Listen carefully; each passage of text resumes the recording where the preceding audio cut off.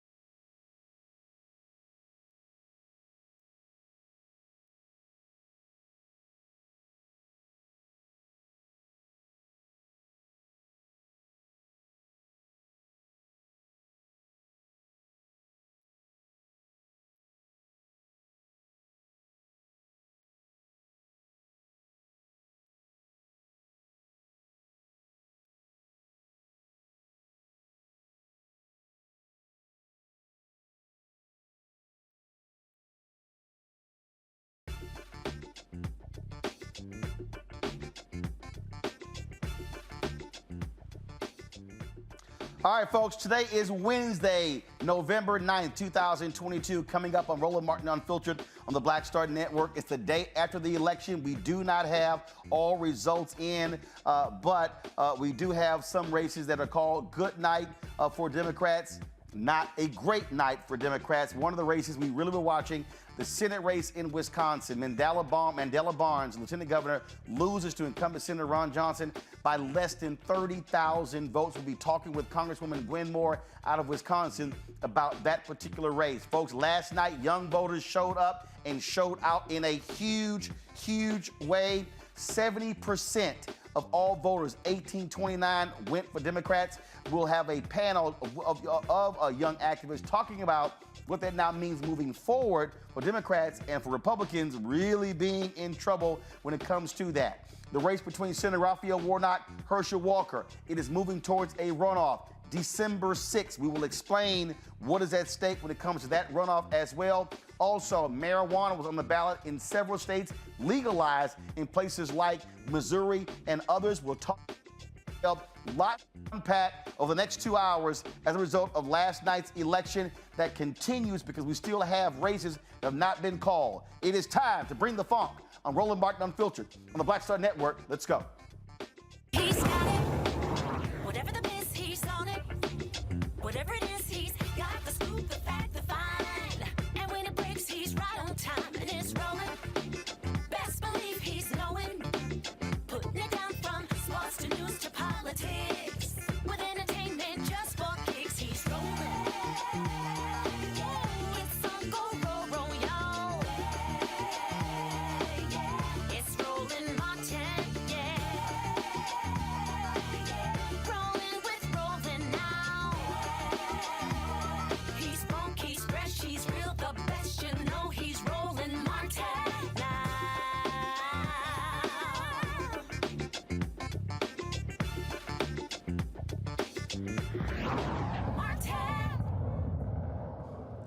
Folks, there was no red wave last night in the United States. Republicans have been whining and crying because they did not destroy Democrats on the national and the state level. A lot of races we're going to be breaking down, showing you what took place. Of course, we had 7.5 hours of live coverage on the Black Star Network last night. Now we're seeing the after effects of that. One of the races, though, that was called today, that is the U.S. Senate race in Wisconsin, where Lieutenant Governor Mandela Barnes was trying to unseat incumbent Senator Ron Johnson. He fell less than 30,000 votes short of that. Joining us right now is Congresswoman Gwen of Wisconsin. Congresswoman, glad to have you on the show. One of the things that we saw last night, and maybe you can shed some light on this, and that is that Milwaukee somehow had less turnout than it did 4 years ago. I saw one tweet that had about 214,000 4 years ago, about 176,000 this year.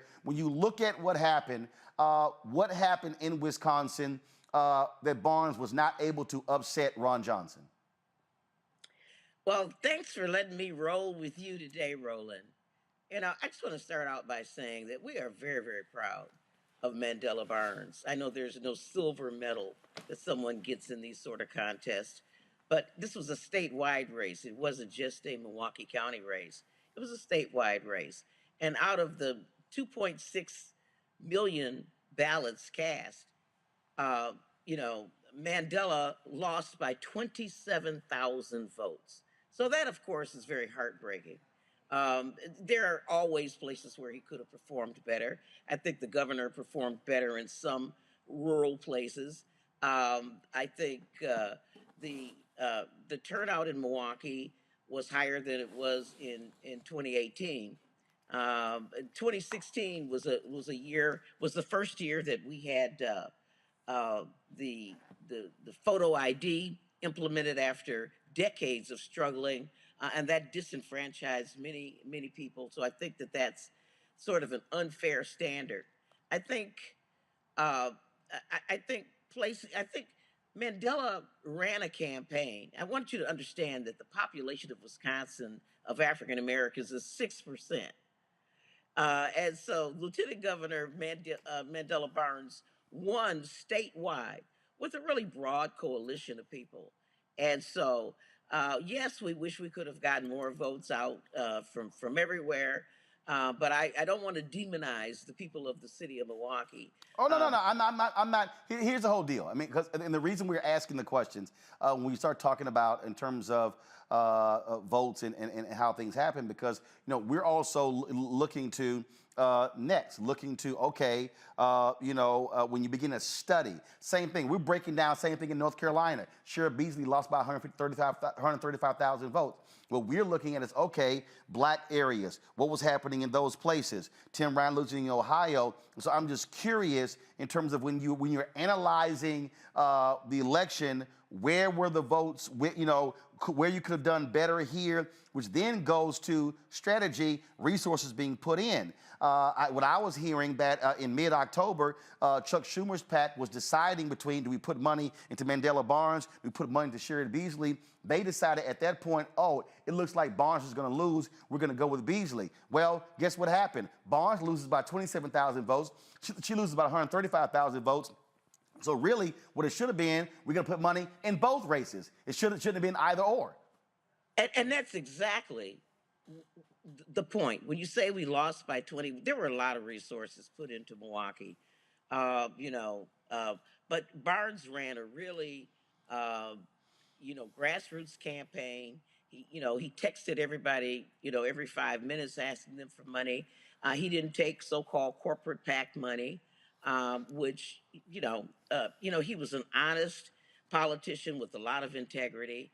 And, literally on our doorsteps every day, we saw the volumes of lies that super PACs put out on the behalf of Ron Johnson, tried to blame Mandela Barnes for the heinous murder of people at a suburban parade by, saying that he wasn't for cash bail, and, really not really being spent by $65 million being spent. This is one of the most expensive in the country.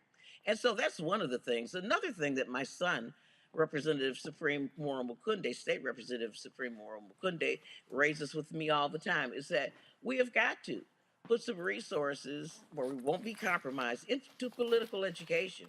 We can't just tell people who are often living at the margins. One of the problems we have in Wisconsin is that half of Wisconsinites are rent burdened.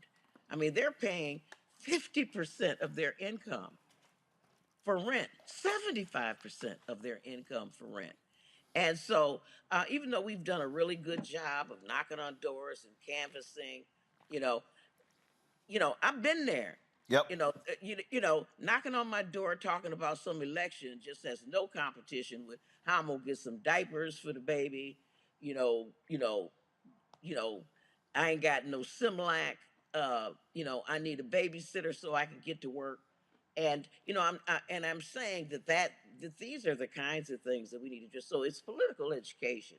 Well, Well, to that particular point there, and this is one of the things that we constantly talk about, on this show, the issues that you're talking about, you had a lot of attention on the issue of abortion. Totally understand that. A lot of attention on inflation in the economy, but this is one of those things where what we kept saying is that how Democrats also speak. If you're talking about, capping insulin at $35, you got to be able, when you're knocking on those doors, say, hey, how much are you spending on insulin for your mama, for your daddy, for your grandmother, for your grandfather? If you're spending $400 a month, we tried to cap it at $35. The Republicans stopped us.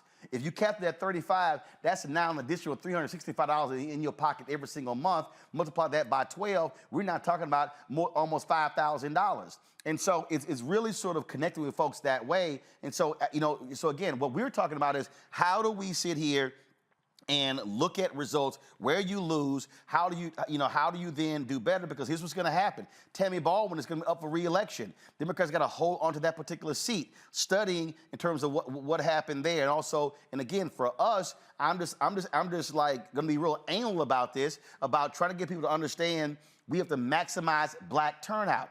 We can ill afford to be voting 40, 45, 50%. We've got to be driving our numbers 65, 68, 70, 75% in order to offset what's happening in other communities. If we're frankly below 70%, what we're doing is we're actually shooting ourselves in the head. Well, you're absolutely right, Roland. We do have to maximize turnout, and again, political education is the fact, and again, money is the problem. But despite money, those of us who are elected officials, we've had a pandemic, but we actually do need to spend more time just basically on political education. Yep. You know, we would have never Obama would have never suffered the shellacking Yep. during his first midterm election if people had understood the importance of health care and what Obamacare was all about. Yep. Now it's very popular. Yep. And as Joe Biden has pointed out, we've done a lot for Democrats, and we've had the most productive Congress since back in Lyndon Baines Johnson, 1965, with all the stuff that we have done for black people and all kind of people lately. But those things, capping insulin, for example, as you've pointed out, that won't start until next year. So people will not experience and feel the results of that. Yep. We just did the right thing because it was the right thing to do. And when we haven't been able to harvest the benefit of that, and then people don't know what you've done unless you let them know. Yeah, you gotta tell them. I mean, that's just, and again, I think what often happens is a lot of stuff happens in D.C. And folks like, oh, we did this. No. It's like Joe Madison said, you gotta put it where the goats can get it. You gotta make it plain. And I think that's a part of this. And look, I agree with you. I've been saying for years here, look, we need Schoolhouse Rock 2.0. A lot of people simply don't understand basic civics and in terms of how do you connect the dots. And so that's also critically important. Final point with you. Again, folks, go to my iPad. This is the results here. You see right here, y'all, 27,000 votes separated the two. But there was a bright spot, Congresswoman Moore. The governor was reelected there. You had the Republican candidate who was literally saying that, oh, if I win, we will never lose a race. They were focused on rigging the election, and you have now Tony Evers, who's reelected there. That is crucially important there, too. Oh, my God. I mean, we were saved to have had incumbent Governor Evers reelected and our Attorney General, Josh Call, reelected just very narrowly, about as narrowly as the governor or the difference between Ron Johnson. And so there was no blowout here. There was no red wave, as it were. Like you said, literally, Mandela has fallen within the margin of error where he could ask for a recount. But his data team and stuff, they have figured that there was really no challenge that could be upheld. But it was really that close. I just want to point something else out. Russ Feingold, 2 times junior senator from Wisconsin, and was first defeated in 2012 by Ron Johnson, lost by 100,000 votes. And then he ran again in 2016 and beat Russ Feingold again by 100,000 votes. And so Mandela lost by 27,000 votes. So you can argue that a loss is a loss, but he lost by 27,000 votes in a state where black people are not the majority. So I am proud of the coalitions we were able to build. And even though I'll just have to say, Ron Johnson ran one of the most racist campaigns. He did. Since what's my boy's name that had Willie Horton up there? And I mean, his closing argument to people was that Mandela Barnes talks about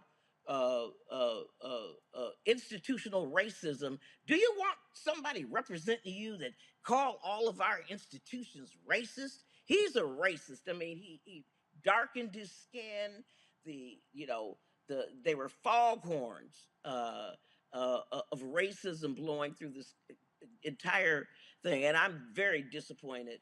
Less for Mandela and more for the citizens of the state of Wisconsin that we have to endure him.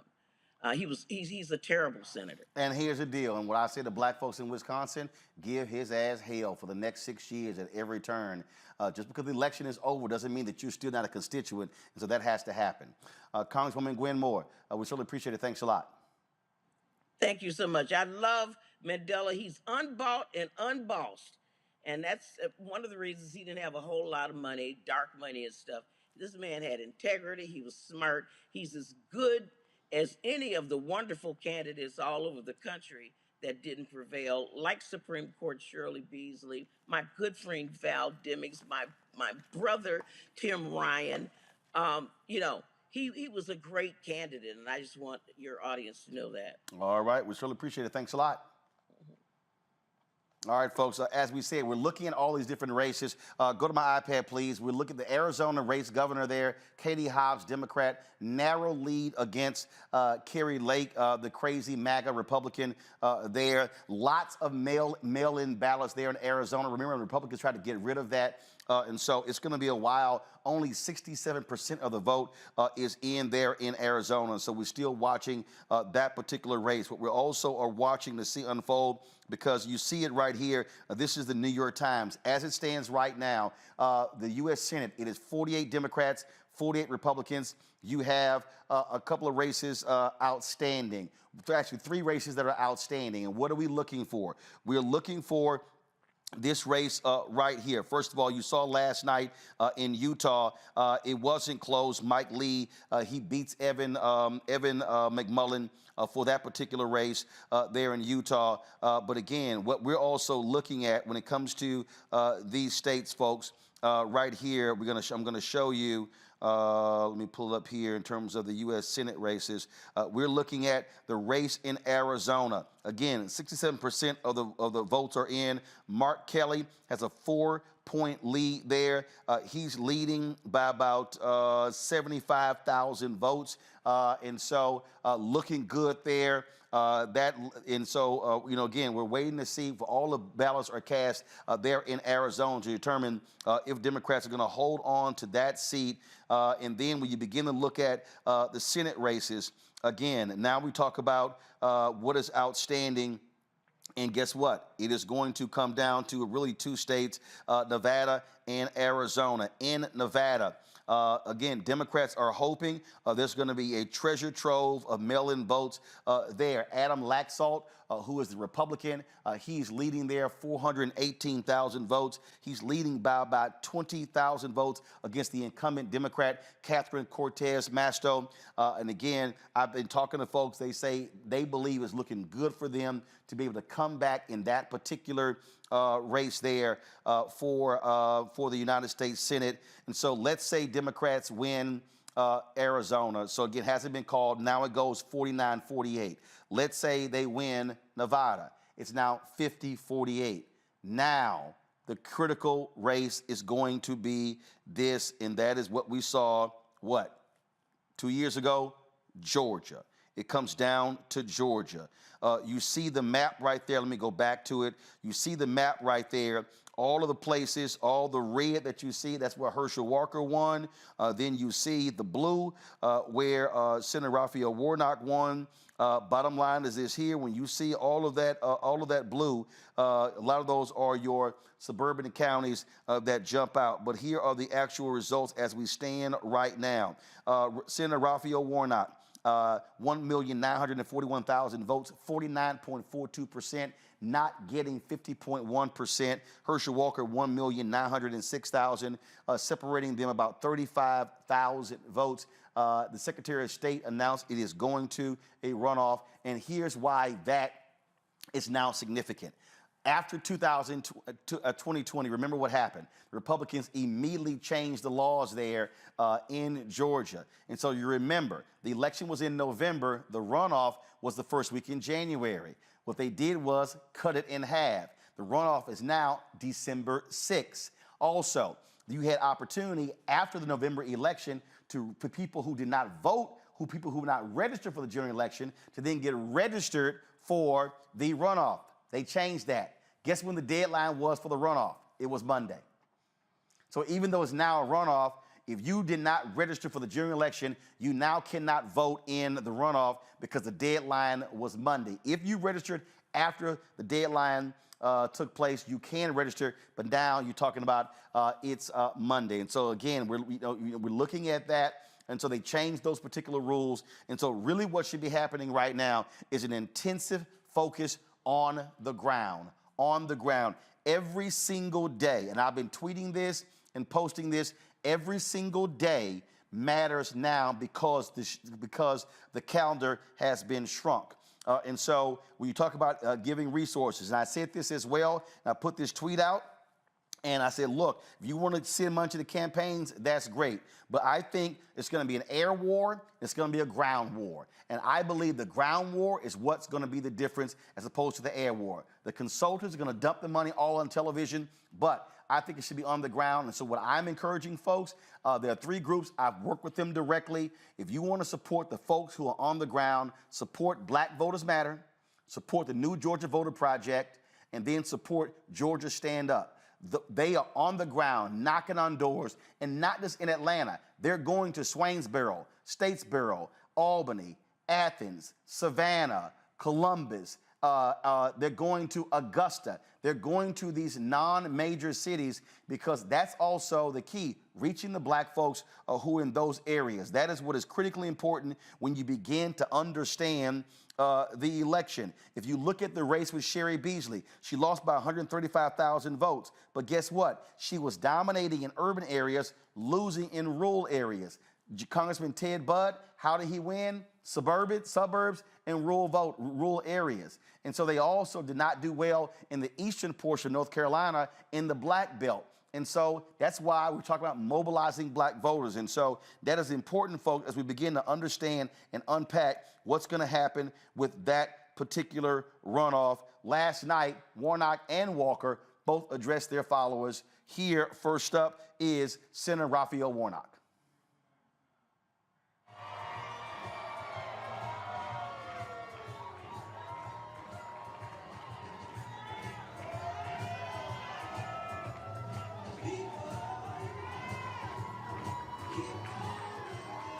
Well,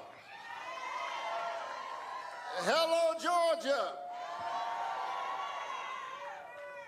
Listen, I just wanted to drop by because I'm coming back tonight.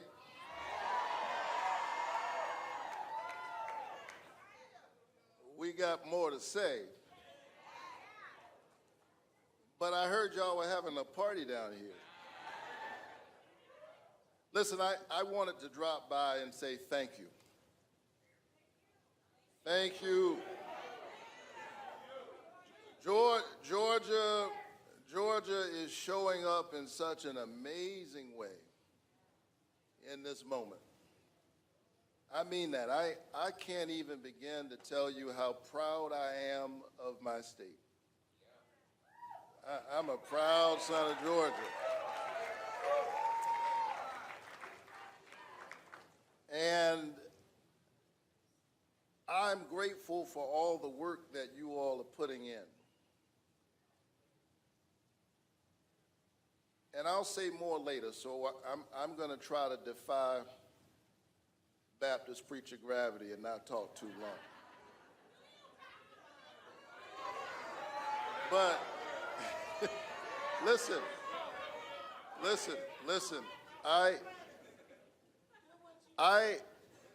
we always knew that this race would be close. And so here, that's where we are. So y'all just hang in there. I'm feeling good. I do. I feel good. I feel good. And just hang in there and enjoy one another. I'm with you. And we know how much is at stake in this election. So thank you for being with me, and I'm grateful that we are together every step of the way. And if you can hang in here for just a little while longer, we'll come back and say some more. But in the meantime, I'm going to say to you what I say to my church every Sunday. Keep the faith and keep looking up.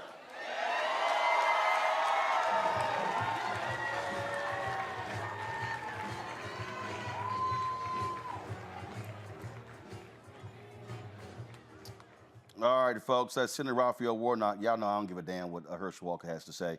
And so, bottom line is this here, all eyes are now going to, again, be on the Peach State. We're going to be looking at that. Let's talk about this with my panel. I'm going to walk on over here, so y'all follow me here. Joining us here in the studio, folks that were with us last night, up late, breaking all of these things down. Glad to have them back. We got Monique Presley, crisis manager, legal analyst. She's here. We got my man Larry Walker. Larry, you back in Florida? Where's Larry? I'm actually still in the Northeast because of the storm. All right, so that's right. A hurricane is coming there, and that gummit, we should knocked out, give a concussion to Ron DeSantis after last night. Of course, and already Republicans are yelling and screaming how, he's the bright future of the party. Yeah, y'all know how I feel about that. Rebecca Carruthers, Vice President, Fair Election Center. Dr. Amakongo Dabinga, Professorial Lecturer, School of International Service, American University. And again, y'all, Larry Walker, Assistant Professor, University of Central Florida. Rebecca, let's start with you. Georgia. Here we are again, well, that's going to be the pivotal state. And as I said, a lot of the money is going to be put on the air. This is a ground game. At the end of the day, it's can you turn your people out? And that's going to be a lot of door knocking, a lot of canvassing, going back to people repeatedly, trying to get them to turn out. You're absolutely right. This is all about text banking, phone banking. Just like with the runoff from January 2021, we're going to be engaged with a lot of college students, letting them know how important it is for them to be involved in this. And one of the top messages that we have for them is, you all made change, record-breaking change, history-making change in 2021. You have the power, and it's time for you to do it again starting next Monday. Monique, and it's also as part of this, when we talk about now with this runoff, there was a lot of energy, and there was so much intensity focused on Georgia in 2020. It's going to be a whole, Republicans are going to pour. Look, this calendar is shortened. I wouldn't be surprised if you see $30 to $40 million literally spent in the next 30 days on their side alone. And so much of that's going to be on television and radio. But again, the way to counter that is figuring out, looking at the data, finding out what the percentage of black folks, where did they vote, where didn't they vote, how can you juice those numbers up? And as I said, if you can get black turnout in those rural areas up to 65, 68, 70, 75%, that's game changing. Right, and we've done it before, so we can do it again. And by we, I mean the people who are already on the ground, which is why I appreciated the appeal that you just made, because the types of information that you said we need, there's infrastructure already built. There are people who already know how to do this, who have been doing it for years, who were responsible for getting Georgia to the fact that Georgia's even in play right now. So that is where I hope that we will throw all of our support, and that we will follow instructions in that regard. And even though Stacey Abrams lost yesterday, and I wish that she hadn't, what I'm confident about is that she herself is committed to Georgia and committed to ensuring that Senator Reverend Raphael Warnock stays in office. So I would expect her full machine and apparatus, Black Voters Matter Fund, all of the other organizations that are so good at what they do to be doing it again. Larry, I know there's some people who are watching in Florida who are saying, well, yeah, we're right next door, but that's really a Georgia thing. And I'm like, oh, actually not. When we went to Swainsboro, then we went to, we were in Brunswick. We actually flew into Jacksonville, Florida, because it's closer to get there than it is from Atlanta. I'm trying to pull up this map in a second. And so, again, our folks there in Florida, if you actually want to help the folks in Georgia, you ain't far across the border to be able to help the folks in that region of Georgia to turn out and canvass on behalf of Senator Warnock. Yeah, you're right, Roland. You know, that Jacksonville is located in Duval County. And so it's not that difficult for for people to travel maybe 45 minutes to an hour and be in Georgia and then make sure they can help Warnock, win this, win the election and make sure we can have control of the Senate. But listen, this is boots on the ground, Roland. And I think the other thing that we have to highlight is consider those folks who registered to vote who did not vote. And so, but these elections, statewide elections, are won at the margins. And I thought the other point that you made in terms of, supporting some of these black organizations that historically have been on the ground in Georgia and other states, that we do have to give money to the right people. I know it's sometimes even we have, natural disasters, people give places to the Red Cross. And often there are other entities already in the state doing the work. So kind of similar, comparison. But listen, this is it. And if we want to make sure we get more, federal judges, particularly black federal judges, particularly more black women federal judges, there are black women federal judges. But in terms of some of the other issues we care passionately about as a community, if we want get those issues through the Senate, and we'll see obviously what happens with the House. But we've got to make sure that we get Warnock in and don't let Herschel Walker become U.S. Senator, because it will be utter embarrassment for the people of Georgia and for black folks throughout the nation. Congo, we've talked about this on this show numerous times, trying to get people to understand how do you connect the dots. And when we're talking about the United States Senate, again, yes, it looks like Republicans are likely going to control the United States House. But by Democrats controlling the Senate, they control judicial nominees. And we've seen these rulings. The people who targeted the black farmers and the money, what did they do? Went to Trump-appointed judges. And when it came to the FBI getting the documents from Mar-a-Lago, what did his folks do? Went judge shopping and went to a Trump-appointed judge. And so the ability for Democrats to be able to keep appointing federal judges, keep appointing more black federal judges, black men and black women, that is going to be crucial because, again, the federal courts have played a huge role. When you look at all of the efforts by the lawyers, one of the reasons why Democrats did not get wiped out last night is because of the legal strategy, fighting gerrymandering, fighting these Republicans every step of the way, and they were cleaning their clocks in case after case after case. Mark Elias, Laws Committee for Civil Rights Under Law, NAACP, Legal Defense Fund, and so many others, they rarely lost because they didn't just have a political strategy, they had a political and a legal strategy, but you need the judges who are going to also rule in their favor. And as I said last night, Republicans now control the Ohio Supreme Court, North Carolina State Supreme Court. They still control the Wisconsin Supreme Court. If the voters in Wisconsin are able to overturn those Republicans there, guess what? You might see a lawsuit come back where they may overturn political gerrymandering. Supreme Court has already ruled, we can't touch political gerrymandering. And so if you get Wisconsin, if to be able to mobilize and change that state with the judicial nominees, all of a sudden, if they are able to rule against political gerrymandering, that changes the entire map in Wisconsin and it changes the state. So we can't act like judges don't matter. Oh, absolutely. And it would be really important, as we talked about last night, a lot of these guys out there would spend more time listening to what we're saying in black media about these issues. Republicans have been able to make the gains that they have because they've been smarter strategically as it relates to their scheming and plotting. And so while we're out here talking about personalities and I don't like this guy or that guy, they didn't even like Trump, Roland, but they were focused on the courts. That's all they cared about. And they didn't only care about the Supreme Court. They cared about judges on every level across the country. And if people can get in there, and if the House and Senate goes Republican, and if they can just focus on only blocking judicial nominations, that is a success enough for them. And of course, they got all of these other things, investigate Hunter Biden and all of this. But if they just do that alone, imagine if somebody like a DeSantis comes in and we have 2 years of judges not getting appointed. Who knows? Maybe Clarence Thomas decides that it's time to step down. Maybe, and so many other things at the local and state levels. So we have to be more sophisticated, just like the Republicans have done with Roe v. Wade. They'll wait for almost 50 years until they can get it done, but they don't stop. And so even when they're not in power, even when they're in a minority, they still flex themselves like a majority. I am so proud that on the ground in Georgia and in other places, people have been listening to what many of us have been saying for years and being active-minded. And your tweet and Instagram post about supporting and talking about it last night, about supporting the local groups on the ground.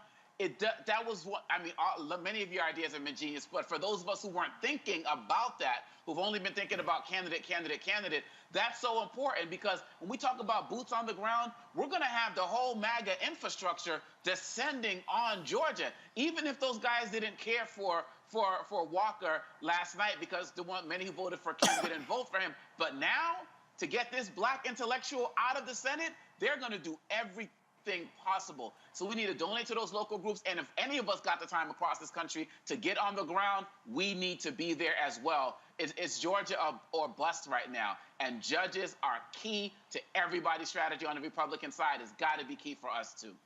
Indeed. All right, folks, got to go to a break. We come back. We're going to talk about the potency of women voters last night and how the issue of abortion and the Dobbs decision overturning Roe v. Wade played a huge role in turnout. We also have a panel of young African Americans talking about the power of the young vote. Democrats last night won 70% of voters 18 to 29. We also are going to unpack the Georgia race. A whole bunch of these folks were talking about, how Stacey Abrams had a black male problem. No, y'all, the exit polling showed it was a white problem. She won big numbers with black women and black men, won a majority of Latino men, Latino women. The problem was really with white voters.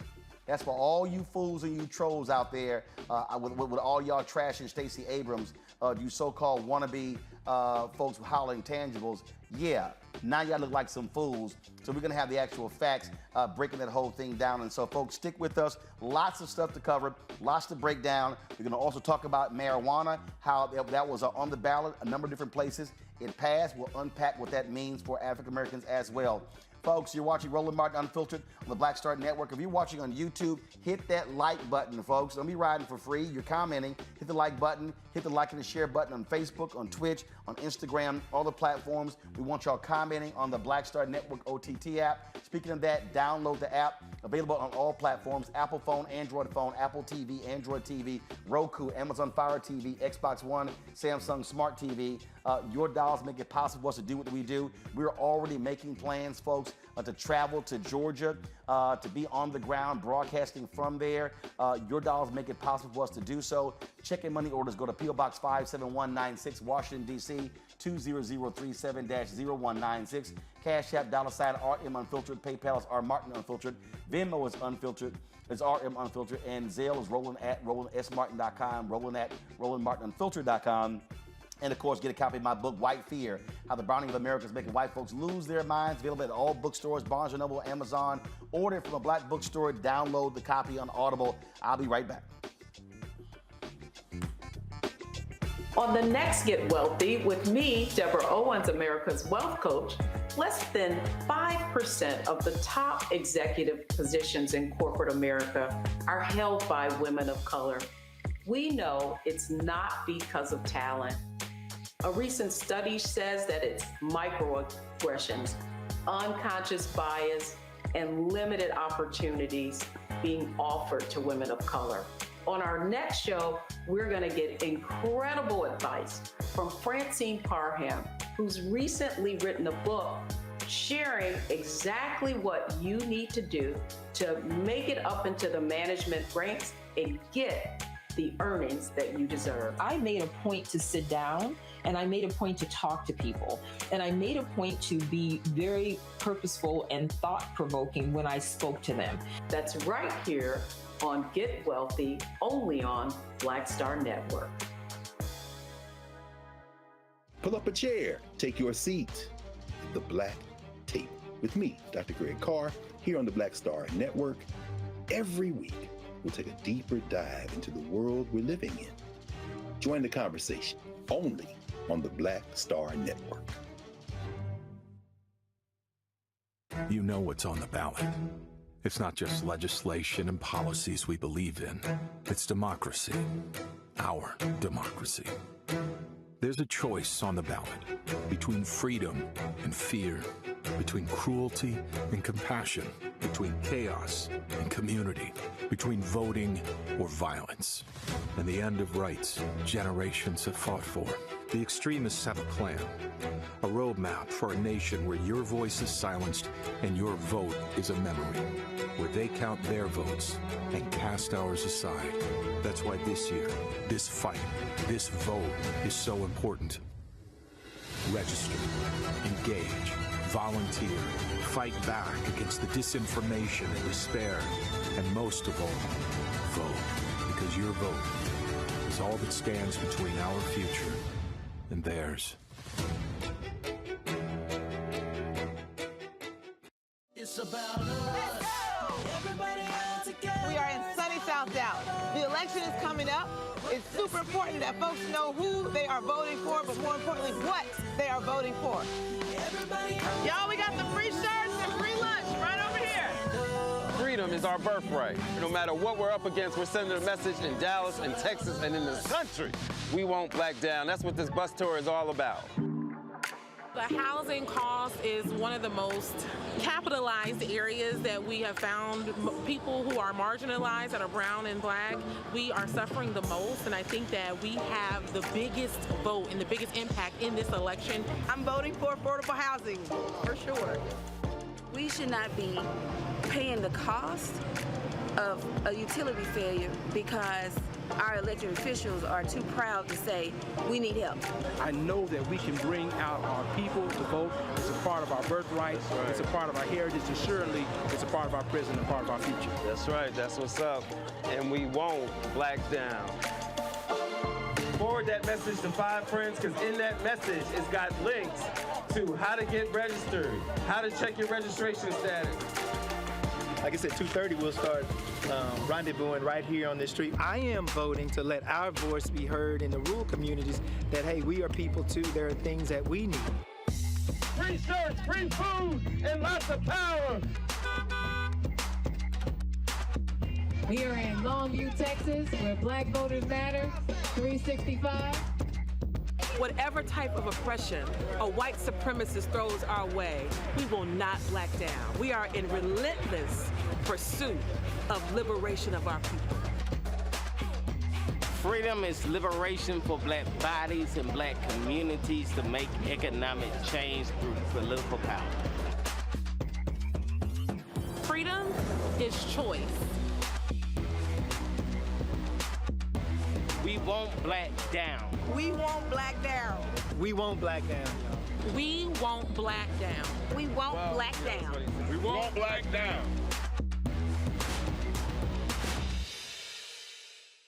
Hey, what's up, everybody? It's Godfrey, the funniest dude on the planet. And you're watching Roland Martin Unfiltered. Ow.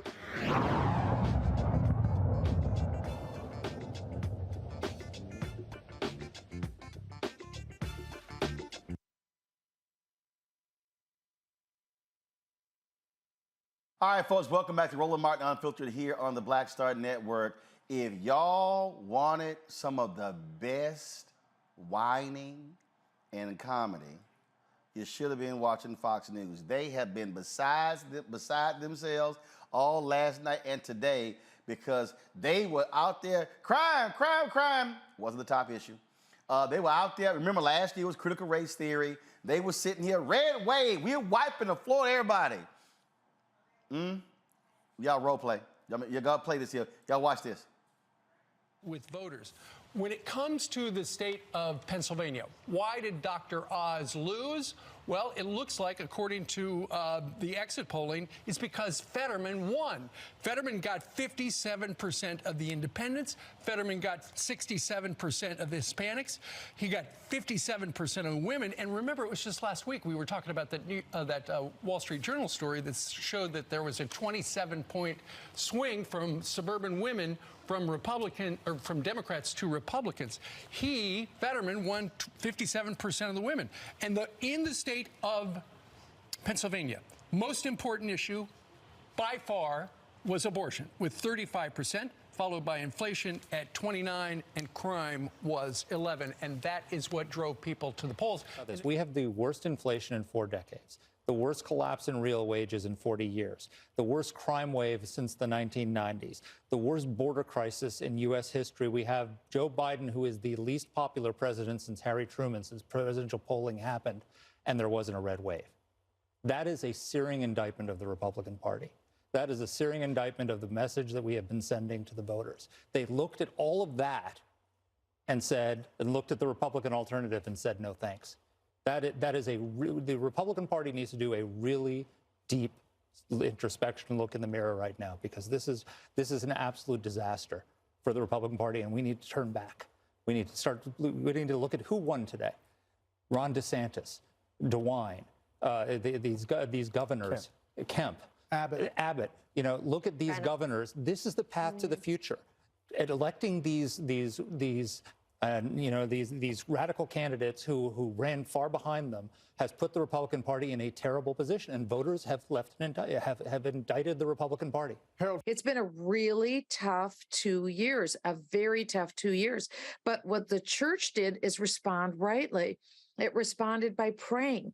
We had more Zoom calls set up for the last 2 years, just praying for the nation, people turning to the Lord, repenting of their sins, confessing their sins. We've seen pastors doing the right thing by preaching from the pulpit according to biblical values. So we've seen the church respond. And this just doesn't make sense. So we'll learn more, I think, of course, in the days that are in front of us. But surely this is absolutely not the result that was predicted by almost uniformly by the pollsters, but it wasn't the result that I think any of us thought were going to happen tonight. It's been as not only traditional, but I would say crashingly disappointing, because this really should have been a wave election. And now it doesn't even look like we're dog paddling. Well, maybe because Jesus ain't on your side. That could be it. Now, one of the greatest laughs I've got. Now, y'all know I can't stand a little punk Charlie Kirk at Turning Point USA. I love that this was captured last night live. Watch this. About what the future of the Republican Party is going to be in 2024. Now is the time to focus in and win right now. How about this, that this doesn't happen in the presidential race in 2024? Michaels should be governor. He lost. Did they call it? Yeah. Really? Yeah. Yeah. Did they really call it? Yeah, they called it. Do they have some outstanding ballots the same way that we do, though? No. That was close. Wait, how much did you lose by? Did they call it? The people I cover, the people I actually trust, called it. Really? It's 51-48. It's pretty big, too. 3 points. Oh, it's 3 points. 3 points, Expanded about 100. But Ron Johnson's holding strong. Ron Johnson has about what the future of the Really? Republican Party is going to be. Are there any ballots left? Could we possibly still win this? Oh my God, no. Really? Okay, y'all, I gotta play one more before I go to my panel. Let me find it.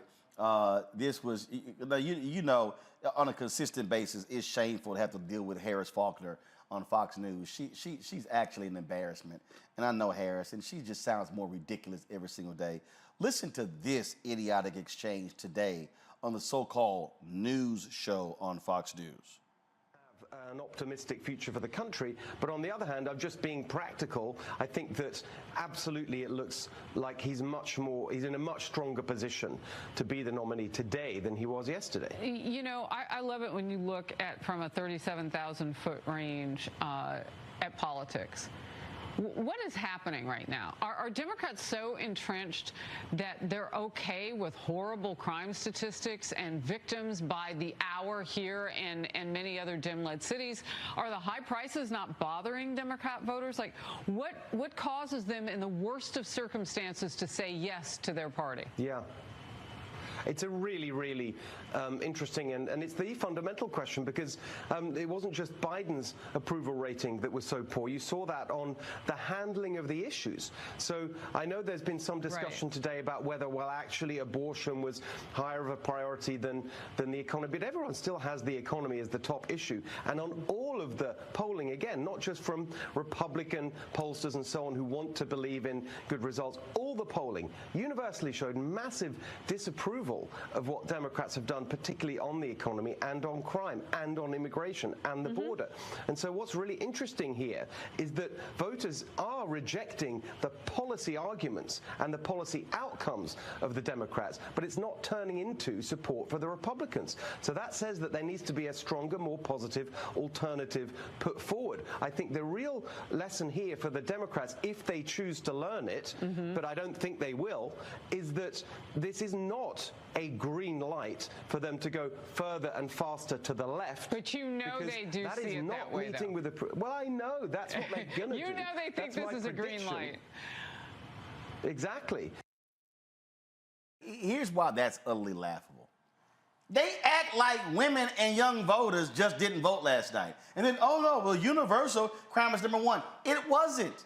It wasn't. And here's the whole deal. I saw Chris Hayes sent a tweet out, and he was talking about the impact of the issue of crime in these suburban areas in New York. And I said, yeah, Chris, that means it should have been on local New York. It shouldn't have been dominating national news. And that's a lie. Exit polling shows that in a lot of places, crime was not the number one issue. It wasn't the number two issue. Abortion was an issue. Democracy was an issue. The economy was an issue. No, that is a conjured up, created talking point by Fox News for their audience. And guess what? Those idiots fell for the hook, line, and sinker, and now they're trying to be mad. Well, I don't know why the rest of the country didn't believe it, because we kept telling them. That's why, because everybody don't watch y'all dumbasses.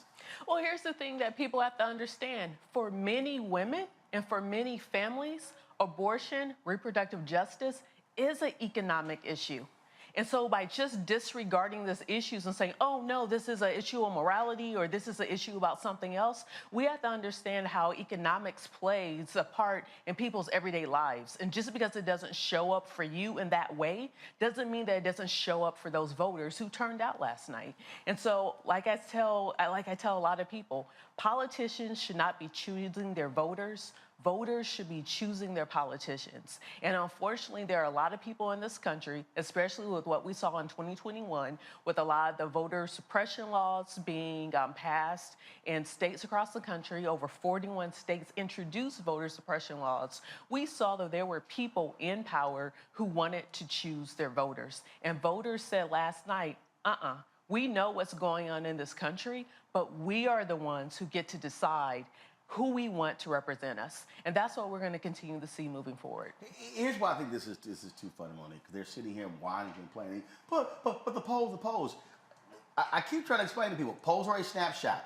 And the one thing that polls can never account for when people show up on election day. I go back to in 2008 when Obama lost New Hampshire.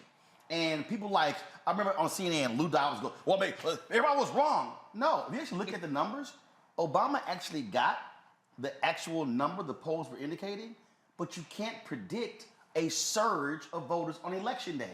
And what we saw yesterday was a surge of women voters, a surge of young voters. We saw in places a surge of black voters. And that's what happened. And they're just mad that what they predicted and what they were trying to force on everybody else, the country said, y'all can go to hell.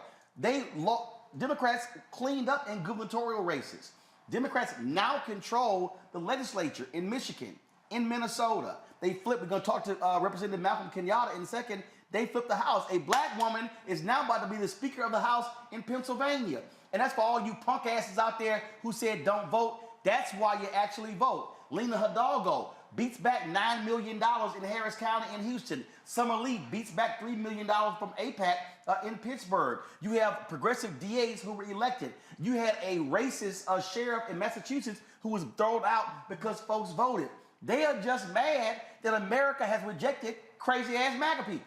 Right, but whoever that person was, I don't watch Fox News, so I don't know that man's name, but his analysis was spot on when he said accurately that the approval ratings are low, that the voters in this country are not showing up saying, we love what the president is doing, we love the president's policies, we love what the vice president is doing. All of those numbers are not where we would like them to be, but what he followed up with and said is it didn't convert to them voting for Republicans. Why?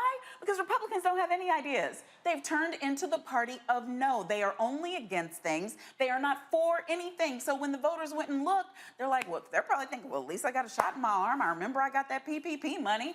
I got the infrastructure. I don't have the job I like, but I got a job I didn't have a year ago. $1,500 check I got. And so when you start thinking about it, you're like, okay, the people who are doing some work are better for me as a choice than the people who are against everything and expect to just ride my anti. And so I am hopeful from what I saw yesterday, because that means that even with a lower turnout in certain areas, there are more people who are not voting based on hate and hate alone, not voting based on, still by white fear, y'all, but not voting based on white fear and white fear alone. We had people coming to the polls and saying, no, enough of this foolishness. Voters actually want government that works. Yeah. Voters are tired of just obstructionists and just hearing, well, no, we're going to just stop and shut everything down. Right. The country is hurting, but we actually have solutions. But some of those solutions require a government that's actually working. And in a moment, we're going to talk about our panel of young voters. The reason we're waiting, folks, is because Tiffany Lofton got caught in traffic, so we're trying to hold the segment so she can get to the studio. So we're going to really unpack that, because young voters responded to policies that passed that they actually like. That's the thing here, Larry, that people just have to understand. And if Democrats were smart, they would step back and they would go, okay, we were supposed to get wiped out. That didn't happen. There were some historic gains. Now the question is, how do you increase your approval ratings? How do you go back to D.C.? You're now going to have to deal likely with a Republican House. But here's the thing. Several of those Republicans who won, they won in swing districts. They can't go to Congress acting a damn fool like the rest of the MAGA people, because they're going to be freaking out about getting reelected in 2 years. And Democrats can now go, guess what? Show your ass and see what happens. We're targeting y'all come 2024. Yeah, Roland. So you make a really good point about those, those incumbent, elected officials.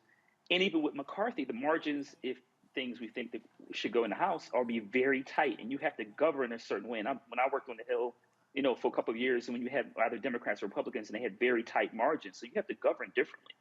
The other thing I want to highlight, you talked about young people, and why this is important, and we talked about some of this last night, is that we talked a lot about cultivating not only voters, but in terms of future leaders.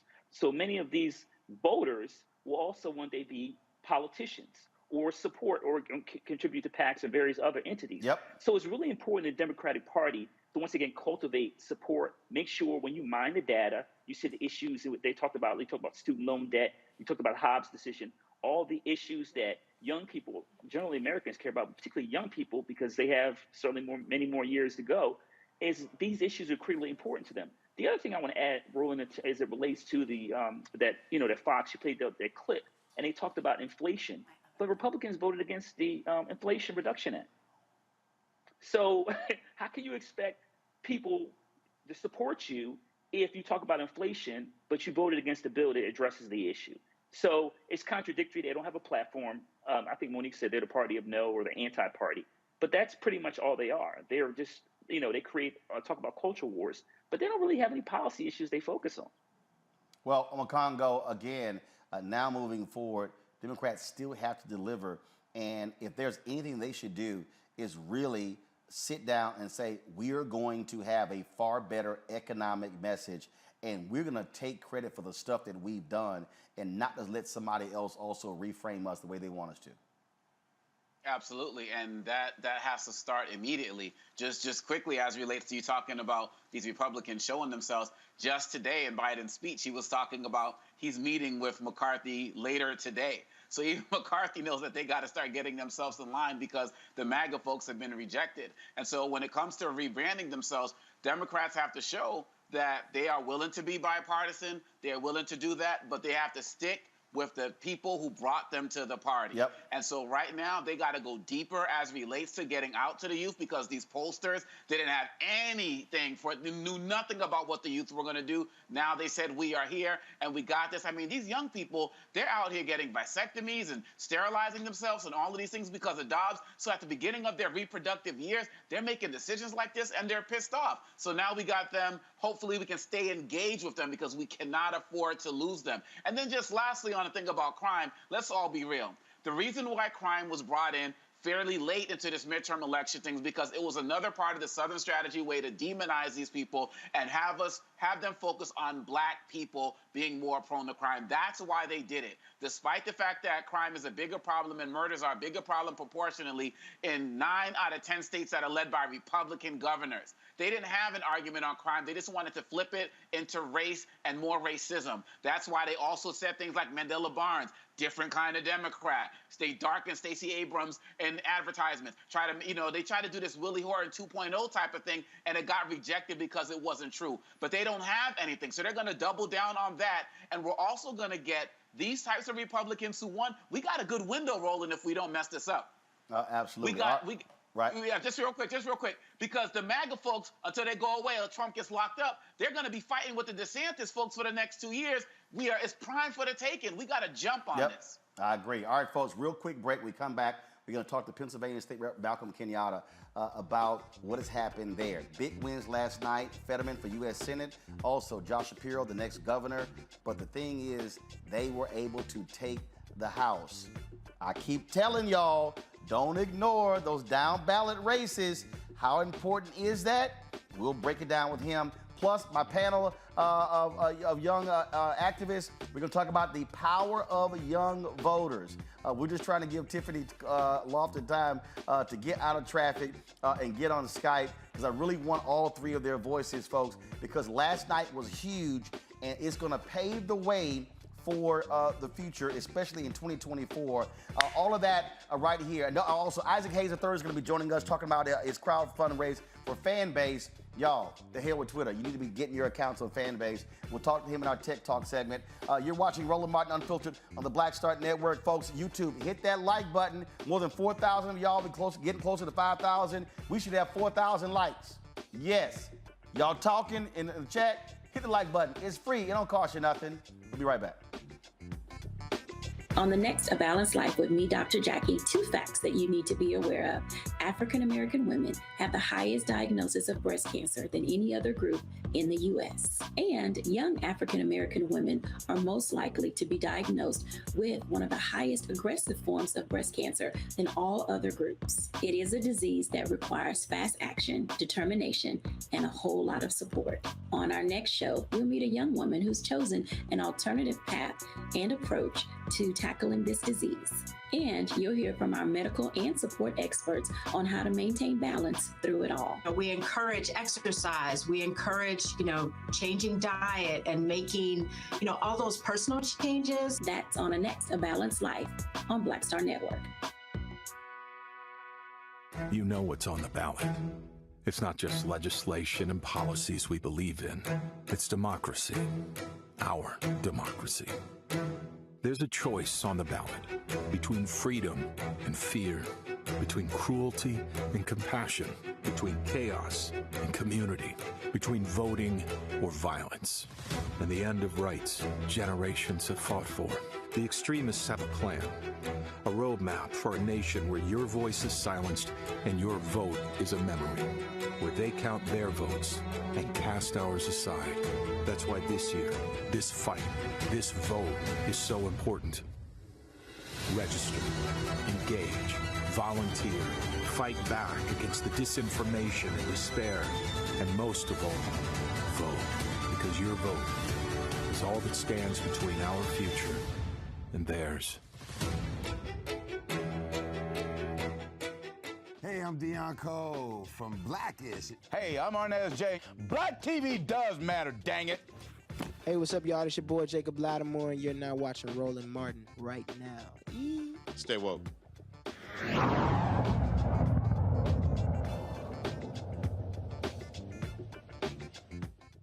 All right, on this show, y'all hear me talk all the time, down ballot races. You can't just focus on Washington, D.C. You have to focus on state rep, state senate, because that determines who controls the legislature, the branch of the House in the state. It controls the governor's mansion. You're also voting on state Supreme Court races. What we have seen in Pennsylvania is that you have a state Supreme Court that actually has cared enough about the voters as opposed to the MAGA folks. Well, guess what? Last night, because of successes in Pennsylvania, there's not going to be a black woman who's going to be the Speaker of the House in Pennsylvania. Malcolm Kenyatta posted this tweet earlier today. If y'all have the tweet, go ahead and show it, where he talked about what took place last night and how Democrats are now breaking the power grip the Republicans had in that state. See, what a lot of people don't understand is people talk about Philadelphia and Pittsburgh, but in many ways, when you think about Pennsylvania, it's sort of like Michigan. Outside of those large places, you hear this phrase, it's sort of like Alabama. A lot of conservative voters. Well, guess what? Now, this is the tweet. Go ahead and show it. He said, my good friend Joanna for PA will become the first woman to ever leave the Pennsylvania House. He called it Madam Speaker. And so these are the photos that he posted of her as well. He joins us right now, Representative Malcolm Kenyatta. Glad to have you on the show. First and foremost, a lot of people, boy, pissed off. Y'all sent Oz back to New Jersey with his tail between his legs. You know, first of all, I'm happy to be with you. And you hear me losing my voice because this has been a good night. I was out yesterday, Roland, around my district, around the city of Philadelphia.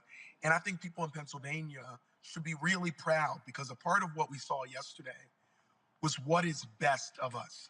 People showing up, 6:30, 7 o'clock in the morning, setting up the tables to vote. We saw a surge of young voters who I know you're talking about, a surge of new voters, people stepping up for the first time to make their voice heard. But what we also saw, and one of your, both of your panelists were just talking about this, both of your guests, people were hungry for solutions. When you think about abortion or you think about inflation or you think about gun crimes, in my district where we've lost folks to gun crimes, we don't need to be reminded. What we need are elected officials who actually give a damn about getting unaccountable weapons off of our streets. And so across Pennsylvania, I think something really special is happening. Not only did we win the governor's race, we won the United States Senate race.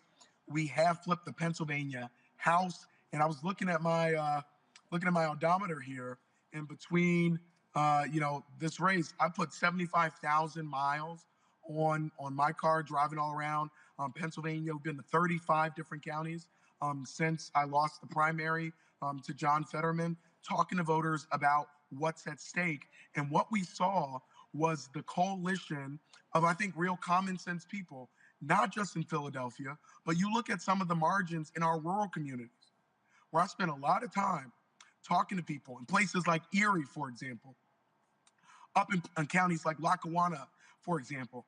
You saw voters show up. They showed up because they wanted elected officials who did the two most important things that I think you have to do. First, you have to show up and talk to people and ask and listen about what they care about. And then you have to have actual policy solutions to those things that they told you they cared about. I think Democrats did that, and we're seeing it with these historic victories. Here's the thing that I don't think people, again, understand. You being in the House, y'all have had some vicious fights with Republicans. They have been trying to run roughshod. They had control of the legislature. They were ignoring Democrats. We've run some of those videos on this show. And I don't think the average voter understands what now happens by the Democrats controlling the House. When you have those MAGA folks and you control one of the branches, they've got no choice but to negotiate with y'all for anything to get passed. They got no choice. And so now, in many ways, you're tempering the nutcases because they can pass something, whatever they want in the Senate.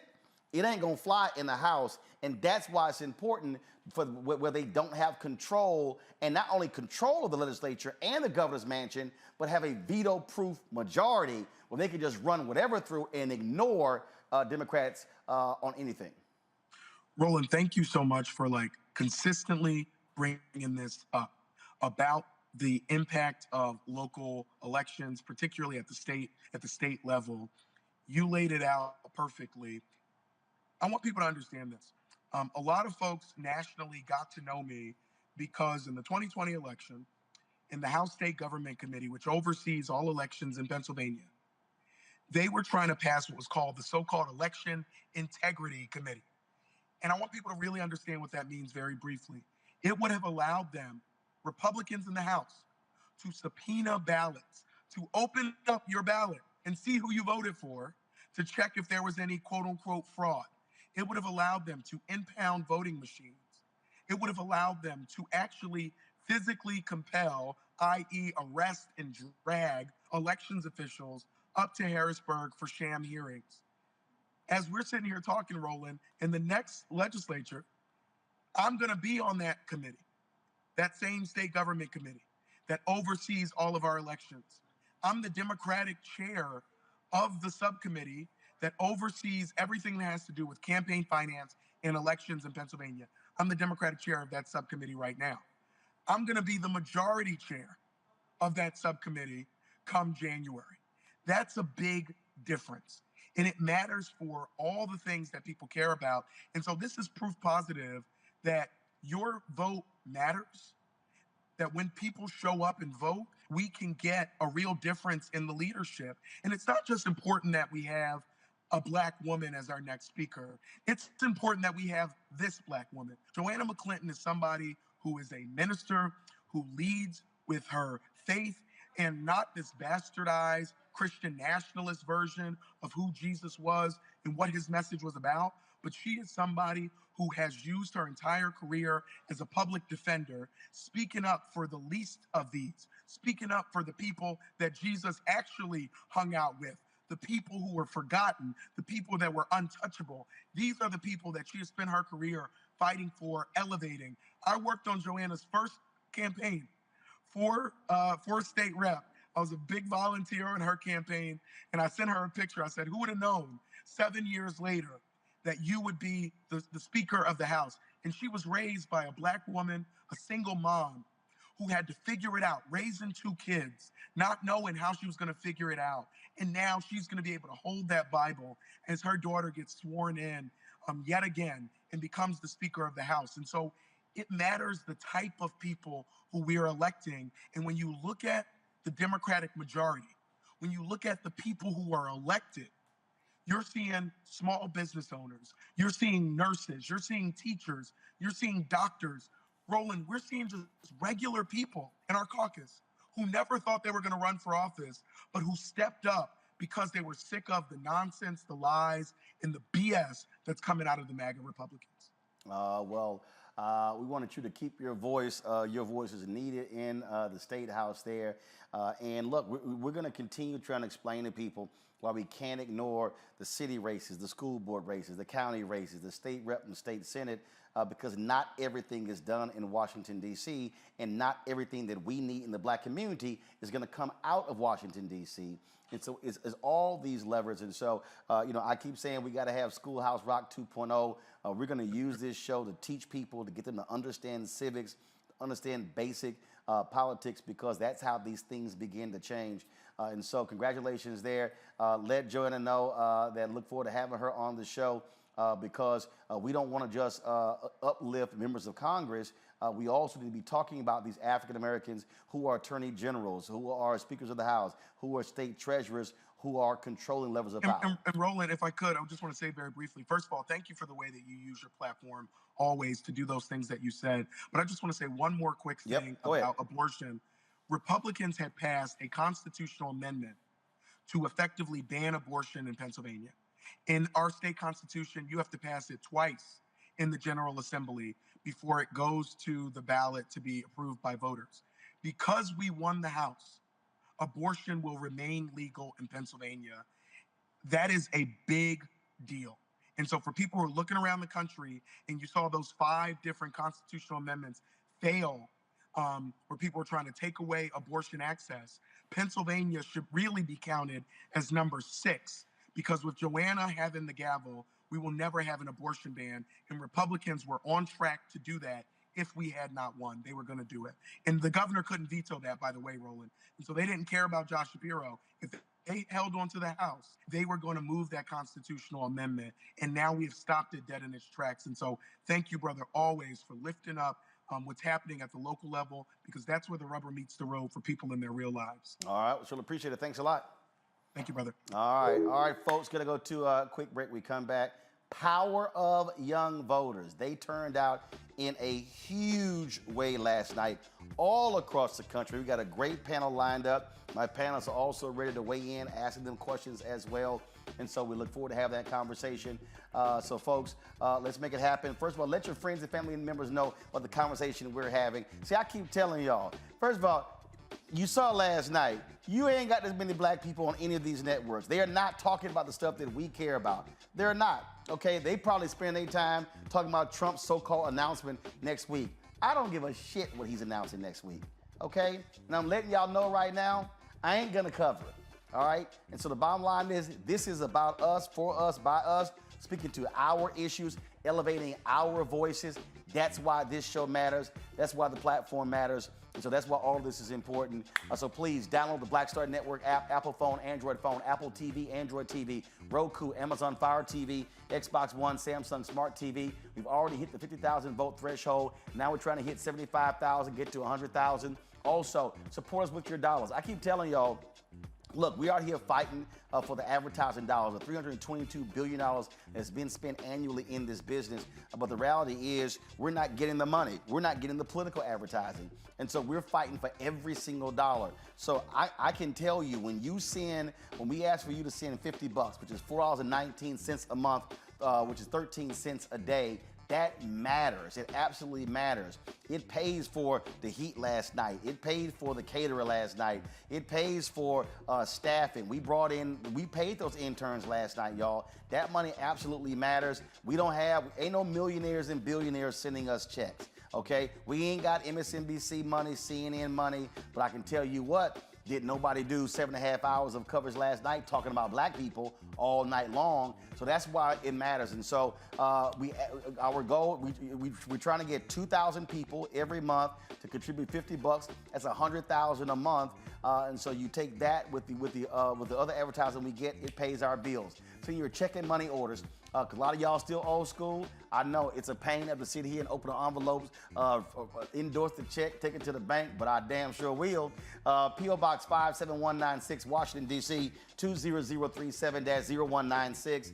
For all you electronically savvy folks, Cash App, $RM Unfiltered. PayPal is R Martin Unfiltered. Venmo is RM Unfiltered. Zelle is Roland at RolandSMartin.com, Roland at RolandMartinUnfiltered.com.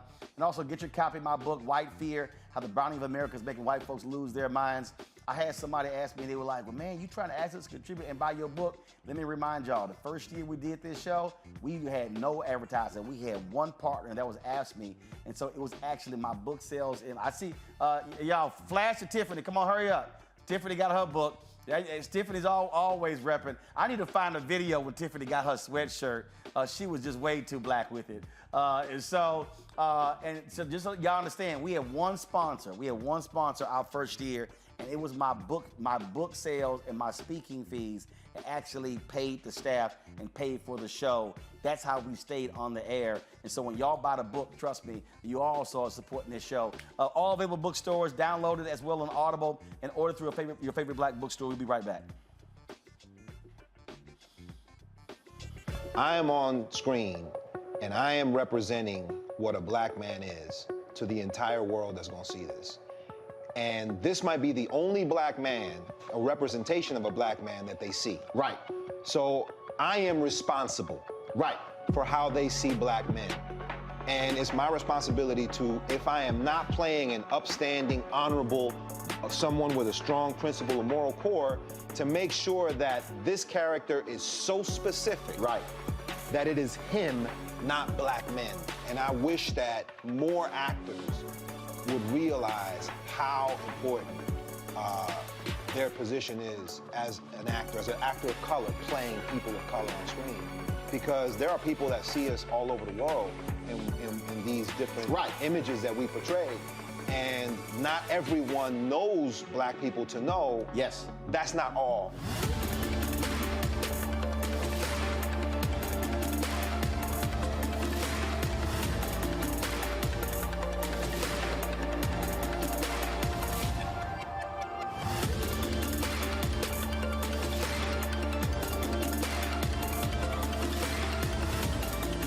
Peace and love, everybody. I'm Purple Wonder Love. Hey, I'm Donnie Simpson. What's up? I'm Lance Gross, and you're watching Roland Martin Unfiltered.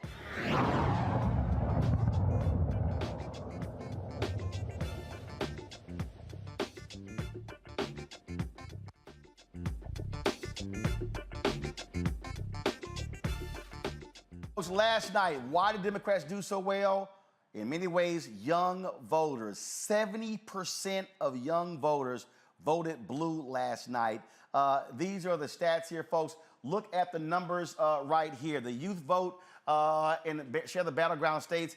Arizona, 76%. Florida was 58. Georgia was 63. Michigan, 58. Nevada, 63. New Hampshire, 74. North Carolina, 52. Ohio, 62. Pennsylvania, 70. Texas, 65. Wisconsin, 71. But look at the youth share of the vote. You see there, folks. Now look at the numbers for Republicans. Only one place for Republicans. They were over. So North Carolina was 44%. Michigan was 41. Florida was 40. The lowest was in Arizona. It was at 20%. And look at the share of the vote. Again, Texas, it was 15%. And then, of course, you had 14% in North Carolina. And then you had 12 and 11. And so, again, when you start talking about turnout numbers, that's a huge difference maker. And we wanted to talk about that. So exit polling data all across the country is important. And remember, a lot of these states, they have same-day registration. That's what happened in many of these places. So young folks were showing up. There were huge numbers on college campuses as well. And folks, according to the National Election Pool, which includes a consortium of news outlets and the Edison Research Group, they found that younger voters aged 18 to 29 were the only voter group by age to overwhelmingly support Democrats in the midterms. Joining me right now is Tiffany Lofton, National Labor and Education Organizers, Evan Wayne Malbrough, Andrew Gutman Foundation Board Member and ACLU of Georgia Fellow, and Harris County, Texas Democratic Party Chair, Otis Avaguru. Glad to have all three of you here. The thing that, Tiffany, you mentioned this last night when you said there were 8 million new young voters who came onto the register polls, on voting rolls since last year, and that number is going to be increasing. This is where, if you're Democrats, you're looking at those numbers, you better be saying to that 18, 29, 29, 35, what do you care about? How do we deliver? Because when you're seeing 70%, you look at the breakdown in those states, you keep that up and they keep adding folks, bottom line is that's the pathway to victory in the future. Roland, we have to look at that voting demographic of the 8 million young people who are now new registered voters, eligible voters since the last midterm election. We got to break that down even more by state, like you said. And then, because this is a Black network, we got to talk about the impacts of race in that demographic.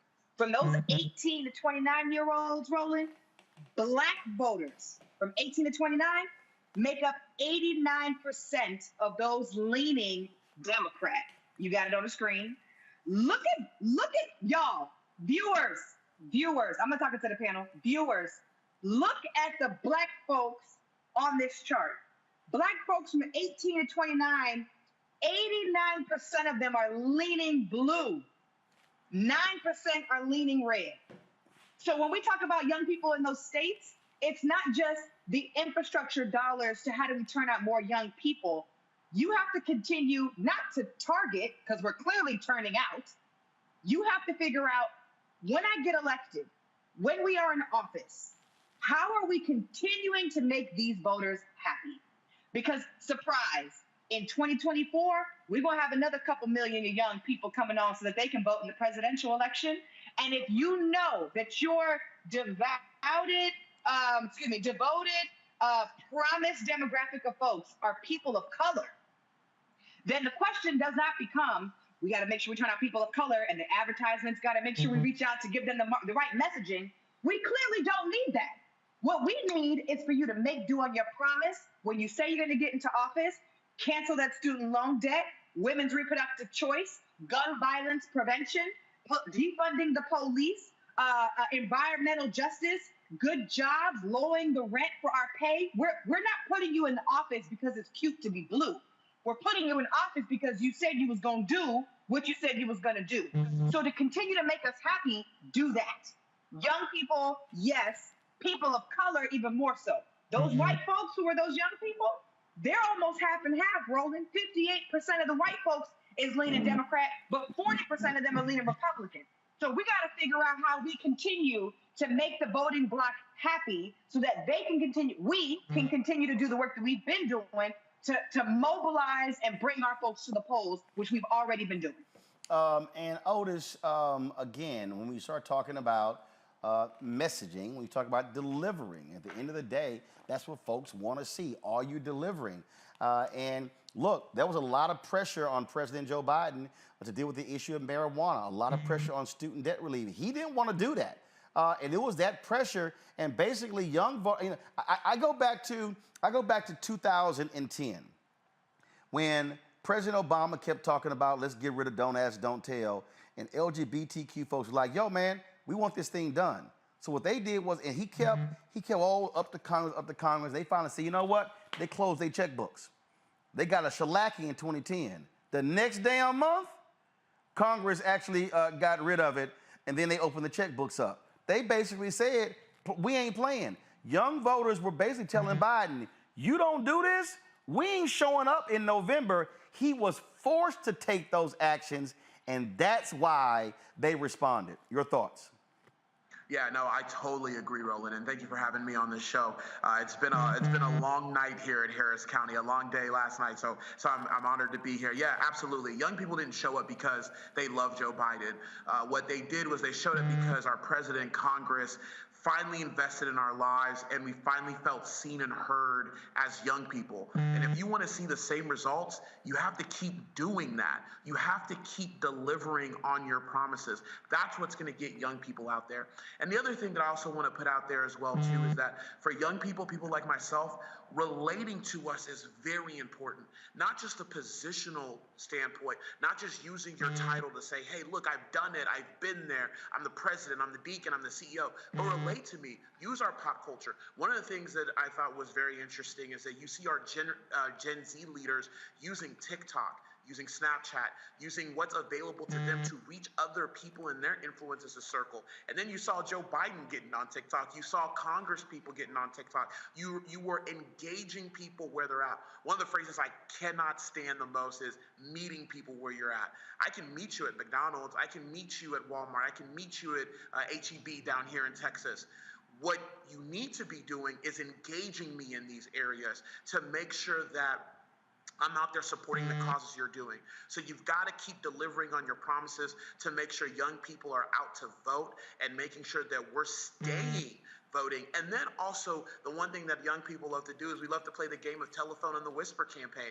We're going to tell our friends to go vote who are our ages because we know that you're delivering. And then when we're asking you and they're telling us, hey, well, my vote doesn't matter, here's what we can point to say, this is why your vote matters. And the forgiveness of student debt is a great starting point. We've got to make sure that we're tackling our climate change efforts. We've got to talk about reproductive rights. We've got to talk about environmental justice, continuing on that. And then we've also got to talk about the basic issues as well, too. Here in Harris County, what we do, we're always talking about a livable wage, the economy. We've got to talk about healthcare because we want to be healthy. We want to we want to make sure that we see the age of 80 because we want to see Social Security too. And then we've got to talk about education because some of us are going to have kids in the future and we want to make sure that our kids are properly educated and we're investing in the future. And so those are things that are super important to young people. And when we keep delivering on that, they're going to keep coming out and showing up and voting for Democrats up and down the ballot. Andrew, what also I think should be happening is, again, if you're young voters and young activists in organizations, now it's kind of like, okay, here's my list. This is what I want to see, because here's the deal now. Republicans are seeing these numbers. First of all, if they don't control the House yet, there's a slim pathway for Democrats to control the House. But if they control the House, they're going to have to contend likely with the Democratic Senate. And so bottom line is they got to negotiate. If I'm Democrats, I'm coming up with an agenda that is appealing to the 1835, and I'm daring Republicans to shut it down and then nail their asses in 2024. Andrew? I'm sorry, Evan. Evan, go ahead. I'm sorry. My bad. I'm so sorry. My bad. My bad. I read it wrong. Go ahead. Apologies. Absolutely. I think that young voters, I think what everybody in the political system needs to learn is that the idea of voting as a political identity, that's over, right? A lot of young people today are really voting for their own interest rather than, oh, I support this party or I support over this party. And they're really looking at the policies. If you look at a lot of young people with the advent of social media, with the push for young people to educate themselves, they're looking at the entire system, the entire ecosystems they live in, from economics to politics to the policies that come out of them coming together, and they're saying, this is what we want. So what we're seeing now is a prime time for young people to establish themselves as a constituency. And I think that's what we're going to see over the next few elections. How do we organize? How do we engage with the elected officials that are not just only our age, because we have our first Gen Z member in Congress, but also those that are older? The millennial generation and the Gen Z generation are poised to be the largest voter bloc. And what we're starting to see is they support things like a person's right to choose. They support LGBTQ rights. They support social services. And now the political system has to contend with that. And it's my hope, especially as a person who lives in Georgia and has always worked in Georgia, my hope is that we are starting to see the idea that young people don't vote and young people don't participate in the rear view. And we're starting to really see this new constituency come up and say, hey, we have stake in our communities. We hold the keys to both Washington and the state houses. And if you want to get access to these areas, you need to come to us. Rebecca, you were actually shaking your head when he said, look, they're not self-identifying, which means you can't, and we talked about that, you can't use the same playbook, and I keep saying the same thing for young black voters. They're not self-identifying like their grandparents and parents. Right. What's really interesting is that when we look especially at Generation Z versus the millennials, I know we had an argument last night of who is a millennial, who isn't a millennial. And when I think about Generation Z, they've watched millennials fight, take the streets, but they've also watched our elected officials not respond and do anything. And Generation Z is saying, you know what? If you're not going to do anything, we're going to do something about it. So I was thinking back to 2016 when I actually hired a young Max Frost to do some organizing in Florida. And then to see him now, that's a great example of, hey, I sat back, I worked for other people, I watched y'all, I asked and I begged on different issues. You all didn't do anything about it, so guess what? We're coming now. We're gonna do something about it. So it's gonna be really interesting watching Max Frost and the future Max Frost when they take power and what it is that they're gonna do to move this country forward. Questions for our young voter panel from the other panelists. Amakongo, what you got? Well, first of all, thank all three of you for the work that you're doing. And Tiffany, quite honestly, last night, we were giving you so many amens and just everything you were saying on the panel. Just thanks for bringing that fire. The question I have is for you. I'm assuming that part of the reason that many of our young people are out there getting out to vote is because there's been more engagement from those within the hip-hop community. And given your work with the Hip-Hop Caucus and all of the work you've been doing before, can you speak to that? Because we always hear so much negativity about those in the hip-hop world aren't doing enough, they don't care. What are you seeing? I mean, thank you for the question. I don't know if everybody else knows this, but he used to be my hot Pilates teacher, so it's good to be on a panel with you, brother. We missed you. Literally, that's how I know him. So let me say this. The panelists and my co-panelists have talked about how politics have become more personal and how we are not talking about political party affiliation. What we've been seeing is our influencers, Black celebrities, whether they be hip hop artists, whether they be, Ryan Coogler, the director, or whatever it might be, their stories of Blackness and experiencing anti-Blackness have been coming to the forefront of the last couple of years on all social media platforms. And we feel more connected to our leaders, to our influencers, to our cultural trendsetters because of the issues that they are facing, they are making politics a part of their daily lives too. So when we see Ryan Coogler at Bank of America or whatever bank it was, I forgot the bank that it was, but he was getting stopped because he was asking to take out a lot of money, and he wrote it on a little note card, and they called the police on him. We resonate with that story, right? When we see Oprah Winfrey getting hassled because they don't know who she is and she's trying to spend a lot of money to buy a purse, and she shares that story, we're starting to resonate. Well, listen, you thought you was above blackness, but you just as black as we are. When we see Meg Thee Stallion go through gun violence, and the students are talking about gun violence and how mass school shootings are happening across the country, politics are becoming more personal.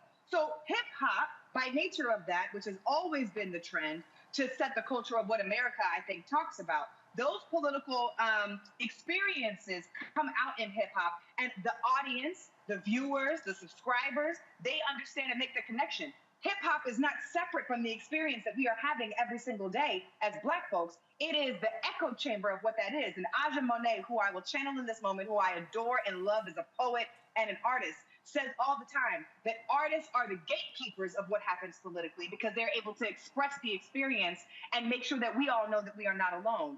Those very specific instances help set the culture and the agenda politically. And voters, who they are also not separate from that experience, and voters are a part of that conversation and will help determine what we do next, now and between now and the next presidential election, and then therefore.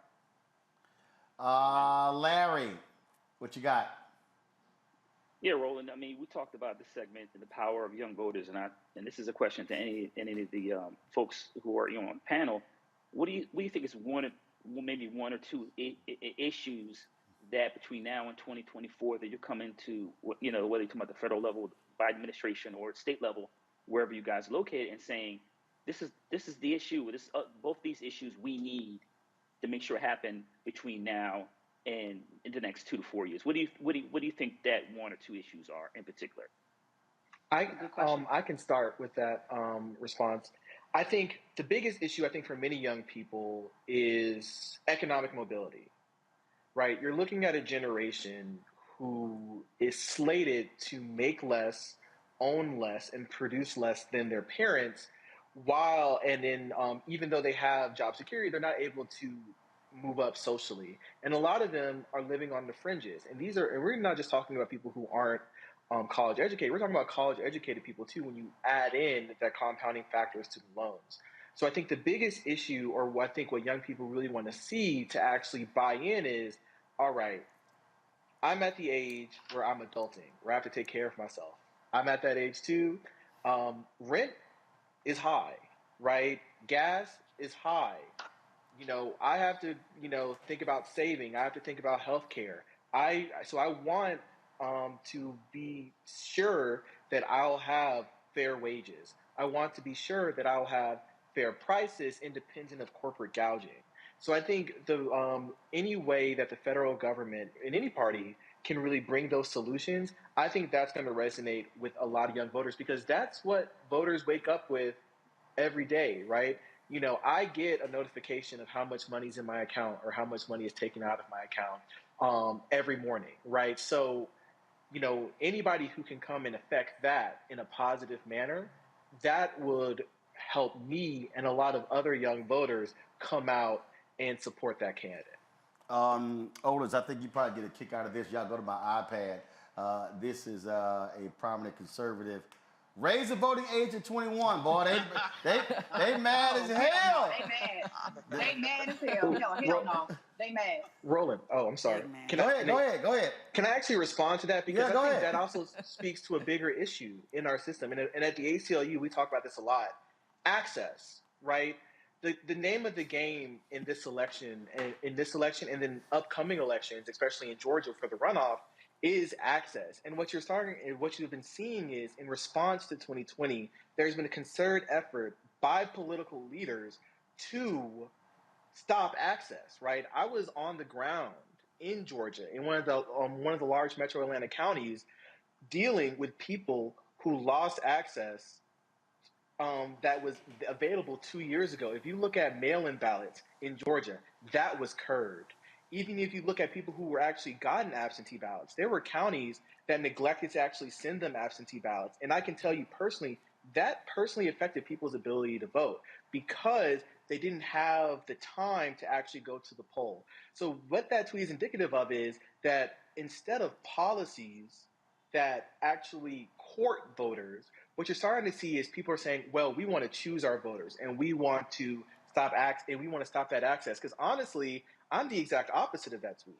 I believe if you're old enough to work in the United States, which is in most cases 16, you should be able to vote. If money's being taken out of your check, you should be able to vote. So what we really need to be talking about is the key to these races is, one, policies, but it's also access. When you see bills like SB 202, they have an effect because people have lives and voting is a part of that.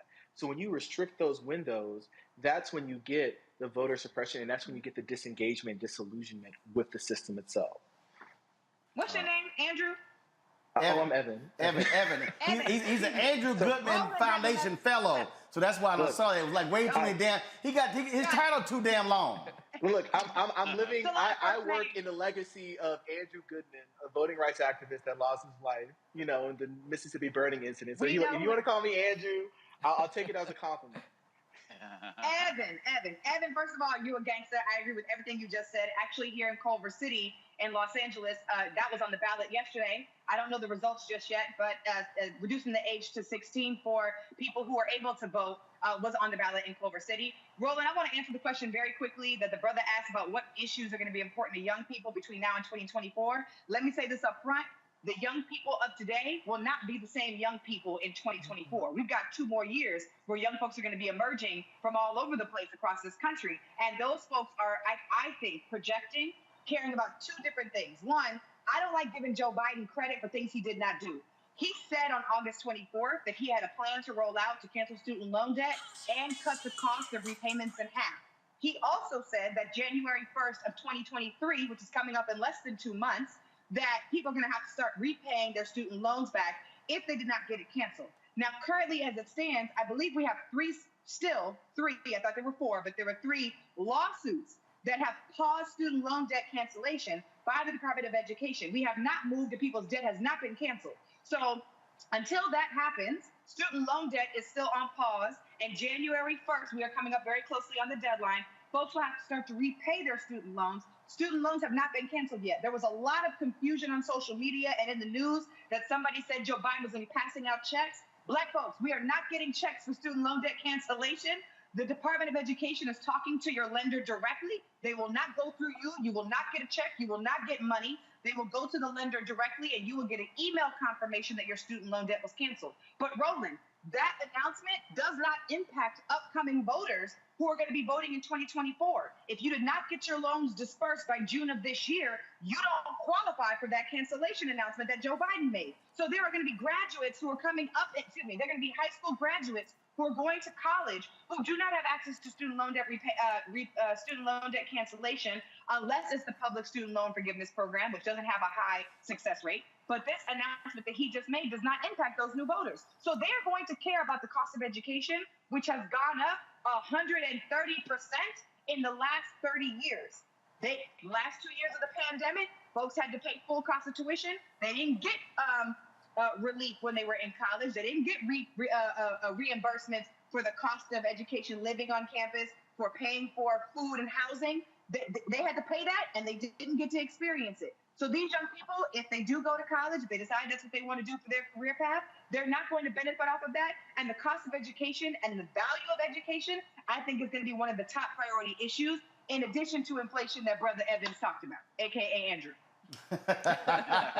Monique. I have an A and B question for Tiffany D. Lofton. Hey, Tiff. Hey, sis. So first, on the chart, y'all being real black. Y'all being real black, like real damn black. Roland, when you have Ida B. Wells and Harry Belafonte and James Baldwin in the back, you don't get to make fun of us for being this black on the show. Yeah. Hey, Monique. Hey, Tiffany. I'm just saying. Go ahead. So on the chart, what the 1% that's by the 18 to 29 group, I don't know if they can put it back up. I'm wondering if that's 1% of of what number, of what group, and how many people that is for Black 18 to 20? The document that, or excuse me, not the document, the chart that I'm looking at. So Circles, ironically enough, Circles earlier today put out a graph and then they took it down and they had to fix it. And I think this is why, because the 1% doesn't match the graph that I'm looking at. Put the graph up one more time, y'all. I feel like Roland. I'm like, put the graph up. Thank you, team. Yeah, 18 to 29-year-olds, 89% and the 9%. Monique, I don't know what that 1% means because it doesn't match the graph that we see. I'm guessing that's out of the total of voters. If I'm just trying to do the math on all that, on all of the categories. But the reason why I asked the question is because I am wondering for voters in that age range, who are their natural alliances, coalitions, partners who they can pair with if they are small in number, though growing. Larger numbers are coming into the voting population. It seems to me that in order for the things that that age group really care about to come to the forefront, they need partners that have more power. What alliances are you all currently involved in, and in what ways can those of us who are not in that group help? That's a great question. I'm not in that group. I'm considered not a young person. I'm 33. So You're a young person leader, though. I am. You lead the young people. No, yes. no, absolutely. But I wonder if the other two gentlemen on the panel haven't answered that before I jump in, because as I understand it, those folks under the age of 29. Okay, Tiffany, they have to form an alliance. Tiffany, why don't you just answer first? We're gonna go to them too. So go ahead, go. I don't know if I have an answer for that, because as a 33-year-old person, I know my alliances. I mean, I don't know, Monique, if you saw the show last night, I didn't have too many alliances with the Black women that was on the panel last night about women's reproductive choice. So I don't even know if I got the right answer. That was I didn't have no alliances. Dr. Carr had my back, but other than that, I wonder what Evan and Andrew think. Otis? Yeah, I think there's a lot of coalitions that we can draw from, particularly young. And I actually think to answer your question, I think we have to start younger too, starting in high school. Here in Texas, that's what we're all about, particularly here in Houston, starting in high school with those coalitions. We like to talk about the Brown and Black coalition down here in Houston. I'm sure in other places as well too. We like to think about coalitions that are on your college campuses, whether we have I know we have Black Lives Matter chapter in the University of Houston, Texas Southern here in Houston, and I always make things very local because it's so important to me. And then also talking about LGBTQIA rights and those folks, Stonewall, getting involved in those young coalitions as well too. So there's a myriad of coalitions to really get plugged in, but I think before you start getting into coalitions, we need to identify the age range and where we're starting, because here, like in Texas, we always struggle with building a bench. And that coalition is super important to start young and early in high school, and then making your way through college, or whether you're going to community college, or you're going through trade school, or whatever you're going to do post high school life, getting plugged in with those coalitions and starting off there in that high school range is really important for us. So there's a myriad of coalitions to start off in, and you just got to pick which one you want. That's Evan? A good answer. Yeah, I can add. I think there's two types of things that bring coalitions together. I think the first one and the strongest one is direct service, right? Coalitions that are working on direct actions in the community where voting is just an aspect. Two examples of that, I would say reproductive care providers. Those are great places to build coalitions because the laws affect their ability to serve that community. That's a service. So instead of voting for an idea, instead of voting for a promise, you're voting for a service that you believe your community needs. And another example of that is union. If you look at union numbers, our generation is creating a resurgence in people who have union membership, right?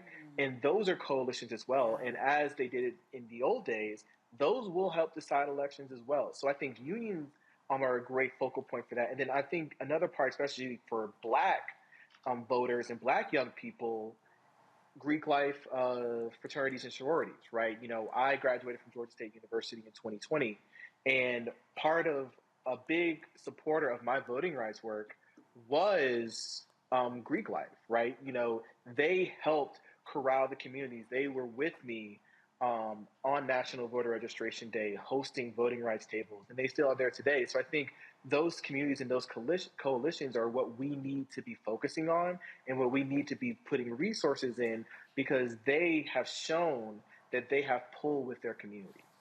I mean, that led to, can I do my follow-up question? Thank you. So, I got another damn guest, and I'm trying to go home and get some. I'm trying to go home and get some sleep, girl. Hurry up. My follow-up question was this, because what we talk a lot about student loan debt cancellation. One of the goals of the administration, which I agree with, is to ensure that people who do not choose a higher education path have good jobs that pay great wages and salaries. I'm wondering, for your age range, for the 18 to 29 age range, for people who don't care about student loan debt because they're not choosing a college or university path, what are the next most important issues to them that we can be highlighting? Yeah, I think, I love that question, because we talk about equity all the time. And equity is just not about going to college and succeeding in college. There's trade jobs that are out there. I think for me, issues, the three issues to me that transcend every generation, because you get older and you have to live that life, is the economic issue. And you talked about it, having a livable wage. Here in Texas, it's $7.25. Imagine going to go pay gas and it's $2, $3 a gallon, and you're only making $7.25. The math just doesn't add, correct? And then also healthcare. Healthcare is super important, whether we're talking about maternal mortality or whether you live in Texas, which has the highest uninsured rate in the country. We leave $10 billion on the table. By the way, money that we have paid for. We are led by Republicans who talk about fiscal responsibility here in Texas, and that, my friends, is not fiscally responsible.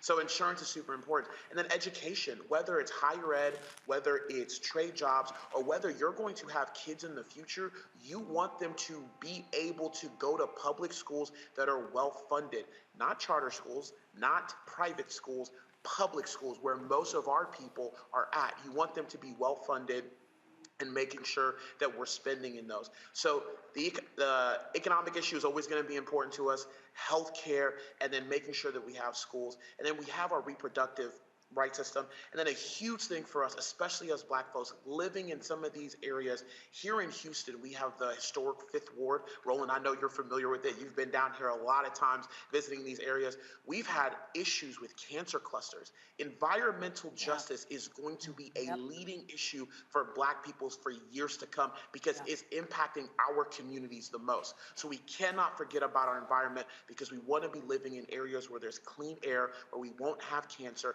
and our future can be protected by the laws that we pass regarding clean air and the climate. Thank you. All right then. Otis, Evan, Tiffany, I certainly appreciate y'all on the show. Thanks a lot. Thanks for having me. All right, folks, got to go to a break. We come back, we'll talk with my man Isaac Hayes III, the founder of Fanbase. Facebook is laying off 11,000 people. They sent an email out. Twitter just laid off, of course, half their workforce. Should we also be focusing as Black folks on building a multi-billion-dollar Black-owned social media app like Fanbase? Yeah, I think so. We should. So we'll be talking to him next on the show. Folks, don't forget to download the Black Start Network app. All platforms, Apple phone, Android phone, Apple TV, Android TV, Roku, Amazon Fire TV, Xbox One, Samsung Smart TV. Also support our Bring the Funk fan club. You can do so, of course, by sending your check and money orders to P.O. Box 57196, Washington, D.C. 20037-0196. Cash App, $RM Unfiltered. PayPal is R Martin Unfiltered. Venmo is RM Unfiltered. Zelle is Roland at RolandSMartin.com. Roland at RolandMartinUnfiltered.com. And of course, get my book, White Fear, How the Browning of America is Making White Folks Lose Their Minds. Available at all bookstores, and you can download on Audible. We'll be right back. It's about us. Everybody all together. We are in sunny South Dallas. The election is coming up. It's super important that folks know who they are voting for, but more importantly, what they are voting for. Y'all, we got the free shirts and free lunch right over here. Freedom is our birthright. No matter what we're up against, we're sending a message in Dallas and Texas and in this country. We won't back down. That's what this bus tour is all about. The housing cost is one of the most capitalized areas that we have found. People who are marginalized, that are brown and black, we are suffering the most, and I think that we have the biggest vote and the biggest impact in this election. I'm voting for affordable housing, for sure. We should not be paying the cost of a utility failure because our elected officials are too proud to say we need help. I know that we can bring out our people to vote. It's a part of our birthright. Right. It's a part of our heritage, and surely it's a part of our present and part of our future. That's right. That's what's up. And we won't black down. Forward that message to 5 friends, because in that message, it's got links to how to get registered, how to check your registration status. Like I said, 2:30 we'll start rendezvousing right here on this street. I am voting to let our voice be heard in the rural communities that, hey, we are people too. There are things that we need. Free shirts, free food, and lots of power. We are in Longview, Texas, where Black Voters Matter, 365. Whatever type of oppression a white supremacist throws our way, we will not black down. We are in relentless pursuit of liberation of our people. Freedom is liberation for black bodies and black communities to make economic change through political power.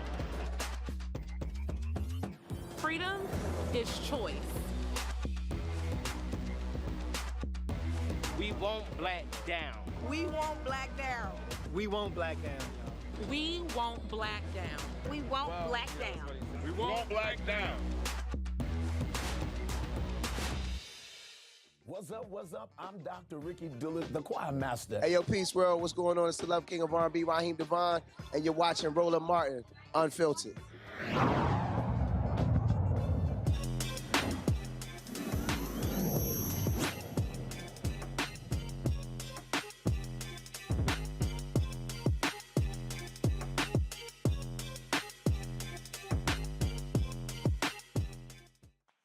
All right, Elon Musk laid out, half of the folks at Twitter, he was so dumb that he had to actually hire some of the people back because they kind of needed them.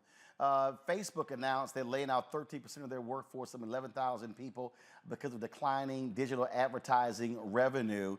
A lot of people are pissed off because they informed them by email they were getting laid off. What the hell is going on in the tech sector? Isaac Hayes III, who is the founder of the social media app Fanbase. Every one of y'all should have that app downloaded.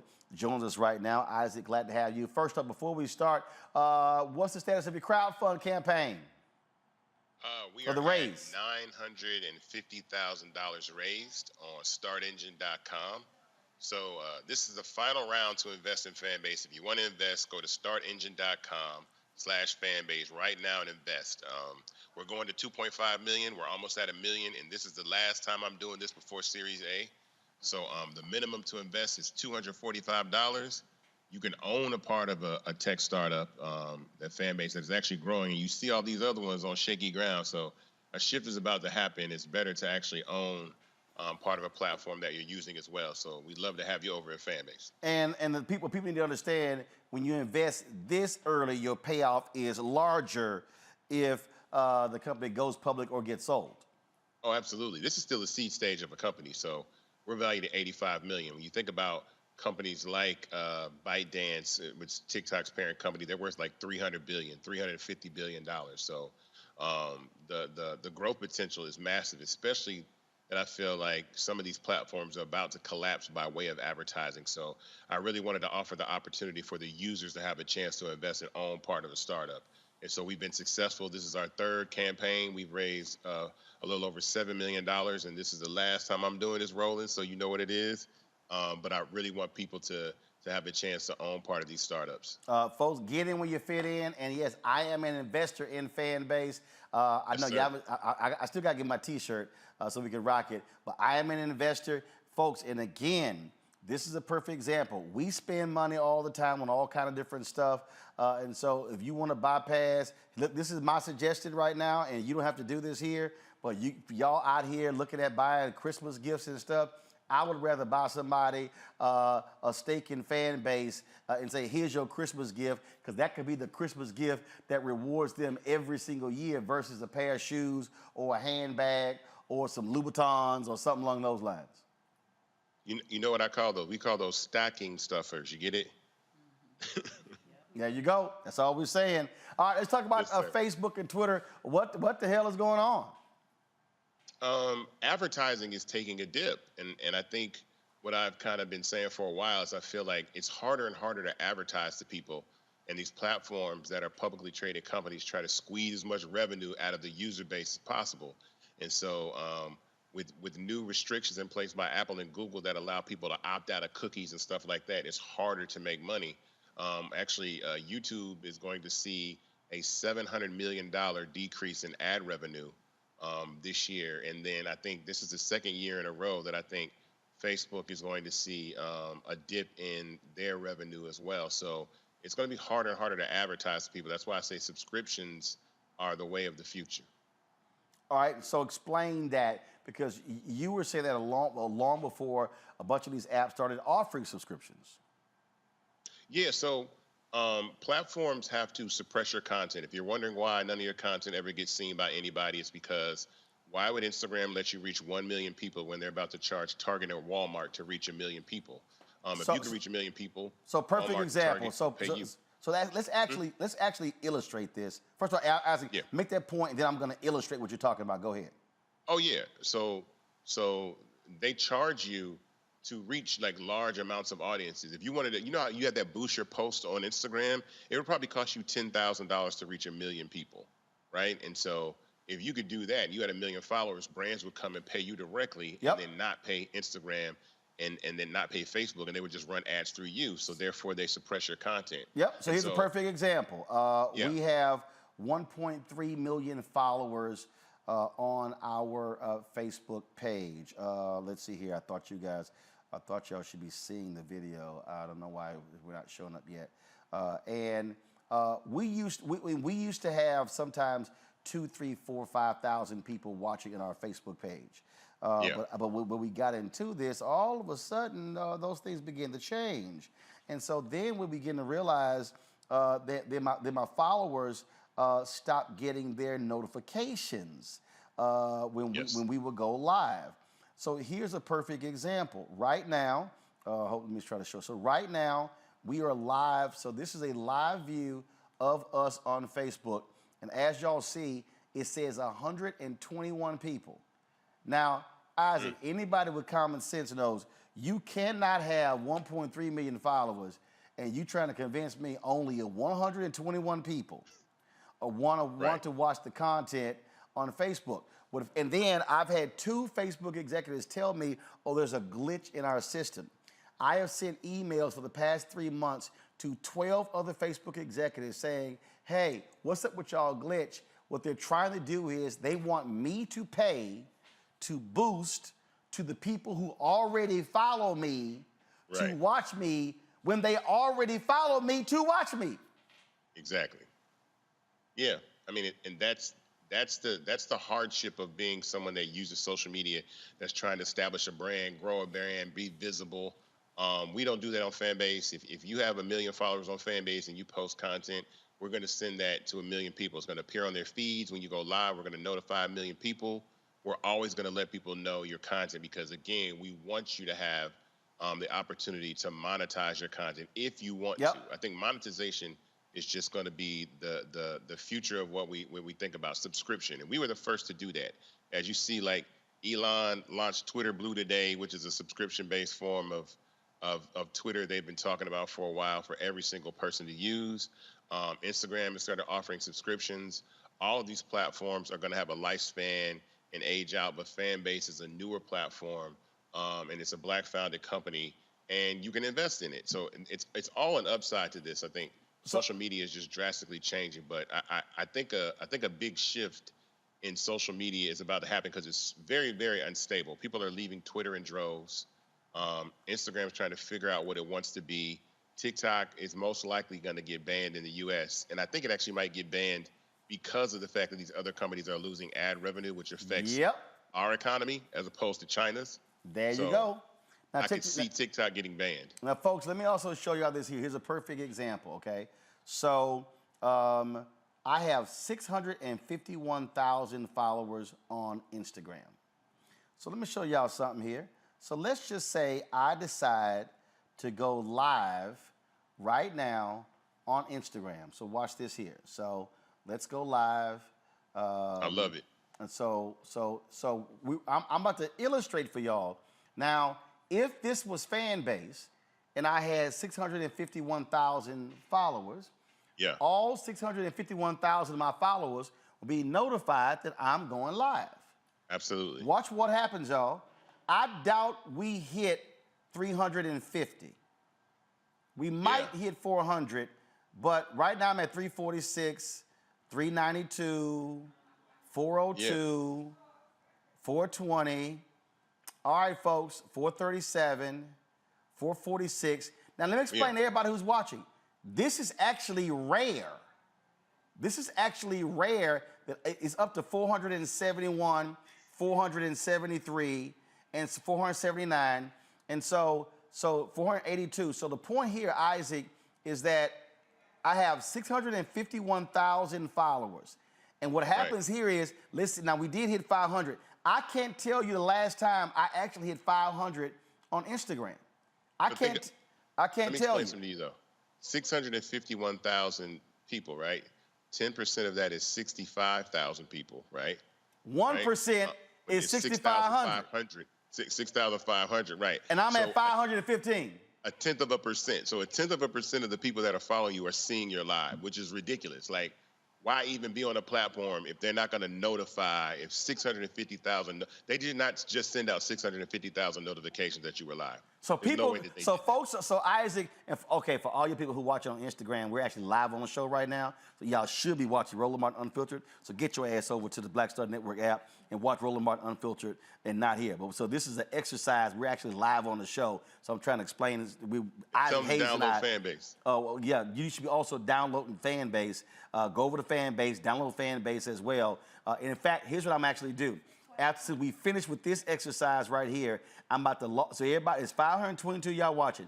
I'm about to log off on Instagram. Then I'm gonna go live to show you the live feed on Fanbase while I'm live on my show, so y'all can understand what's going on. So go to Fanbase, follow me, Roland S. Martin, and already we see right here, Isaac, we had a high of 520, and now it's going to 473, 470. Now it's going down, and so yeah, we didn't even reach even half of a 0.5% of the following. They, to your point, they don't want an advertiser coming to me to reach that, because here's the deal.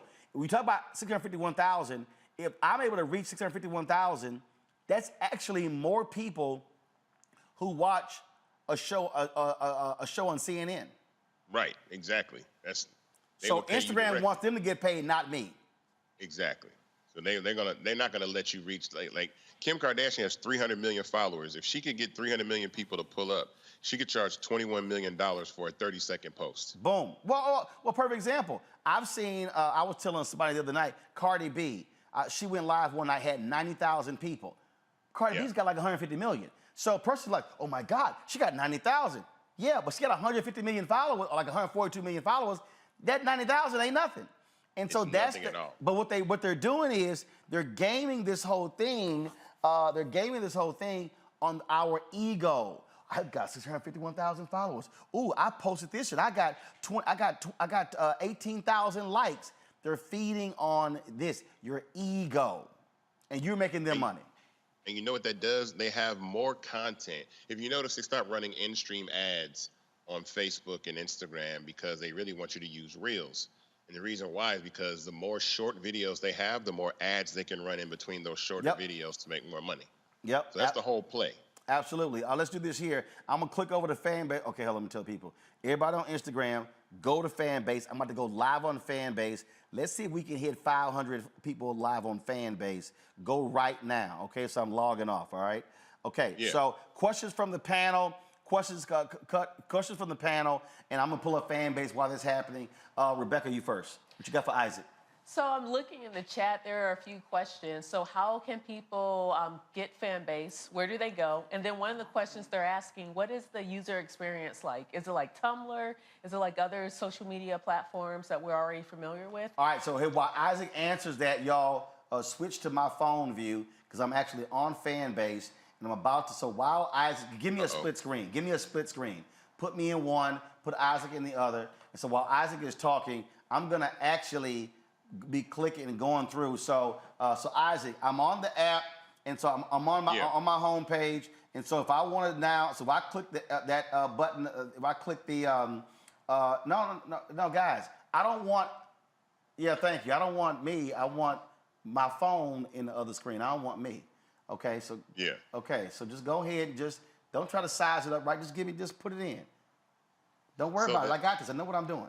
Okay. So let me. So I hit the plus button, and what comes up is post, story, live, flicks, audio, and then plus. Yeah. You can go live. So tap the live button and go live.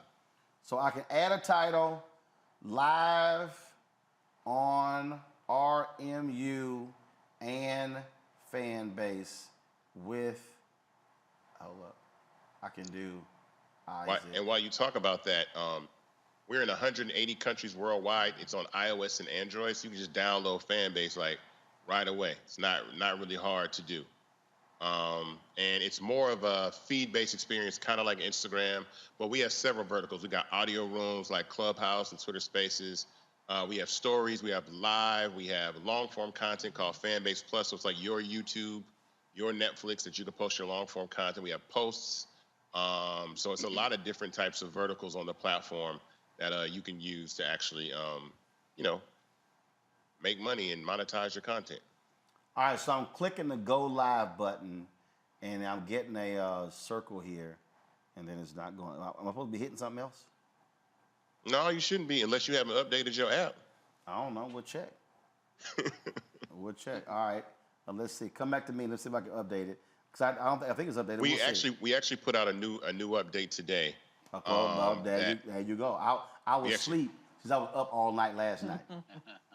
So the cool update we put out today though is actually you can actually take YouTube links and put them behind paywalls.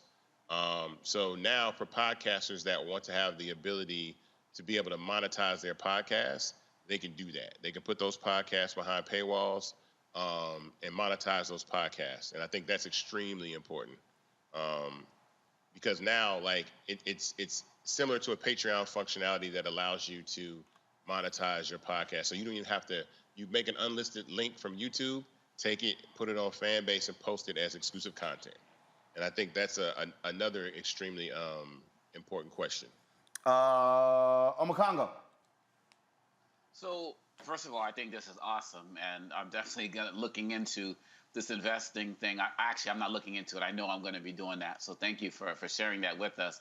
One of the questions I was hoping you could speak to is, what do you think are the dangers for us in the United States of having some of our largest social media platforms be owned by people who are not from the United States? Obviously, we talked about TikTok in China, but now with Twitter and Musk, being from South Africa, not being fully, invested in this country, what are some of the dangers or concerns we should have?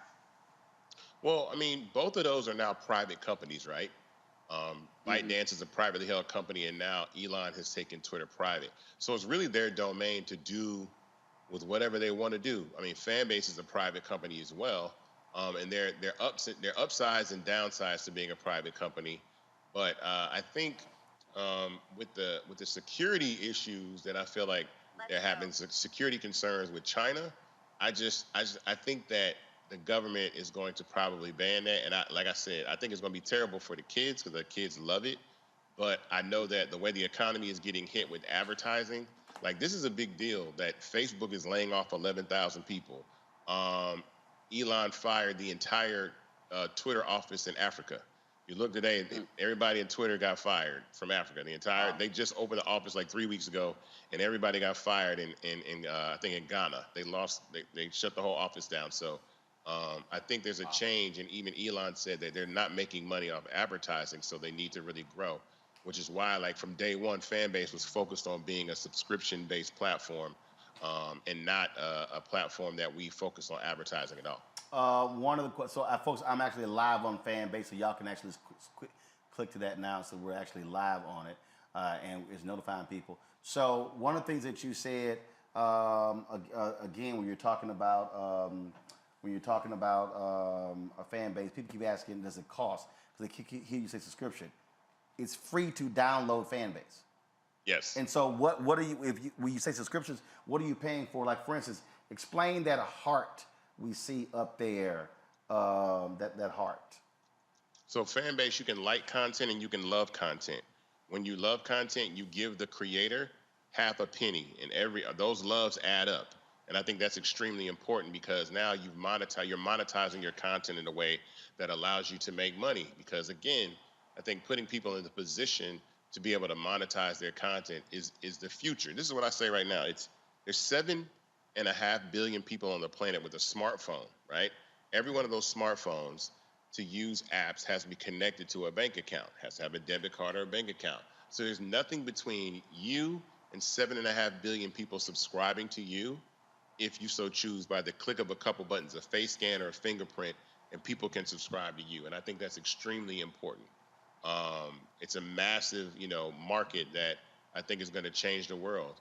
And so the fact that Fanbase is free, you can have followers and subscribers on the same page. Of course, everybody is not going to subscribe to you. I always say 95% of the people that follow you passively, like a magazine at a grocery store, or they're nosy or they're haters, right? But the other 5% are your fan base. So if you have 100,000 people that follow you, then you have 5,000 fans. And even 5,000 people subscribing to you and you making $2.50 a month, which is what you take home from a subscription on Fanbase, that's still $12,500 a month, $150,000 a year, which is more than 97% of Americans make. And so, and here's the whole deal. Go to Fanbase so y'all see here. I clicked the page where it says revenue, and so it lists revenue. Then it says last 4 months of revenue, and then it shows you 750 loves. It shows you subscriptions, shows you all these different things here, and so you're able to track what your revenue is. And again, and the beauty of this is, if somebody just want to show you some love, that's all up to them. If they decide to show you some love, that's all up to them. And for me, I don't paywall my content. I leave it all open. I post stuff freely. But other people, they can sit here and say, no, I want you to pay to see my content. That's all up to you as a user, how you want to share your content. Yeah. I mean, you can monetize. You can, like I said, we have audio rooms.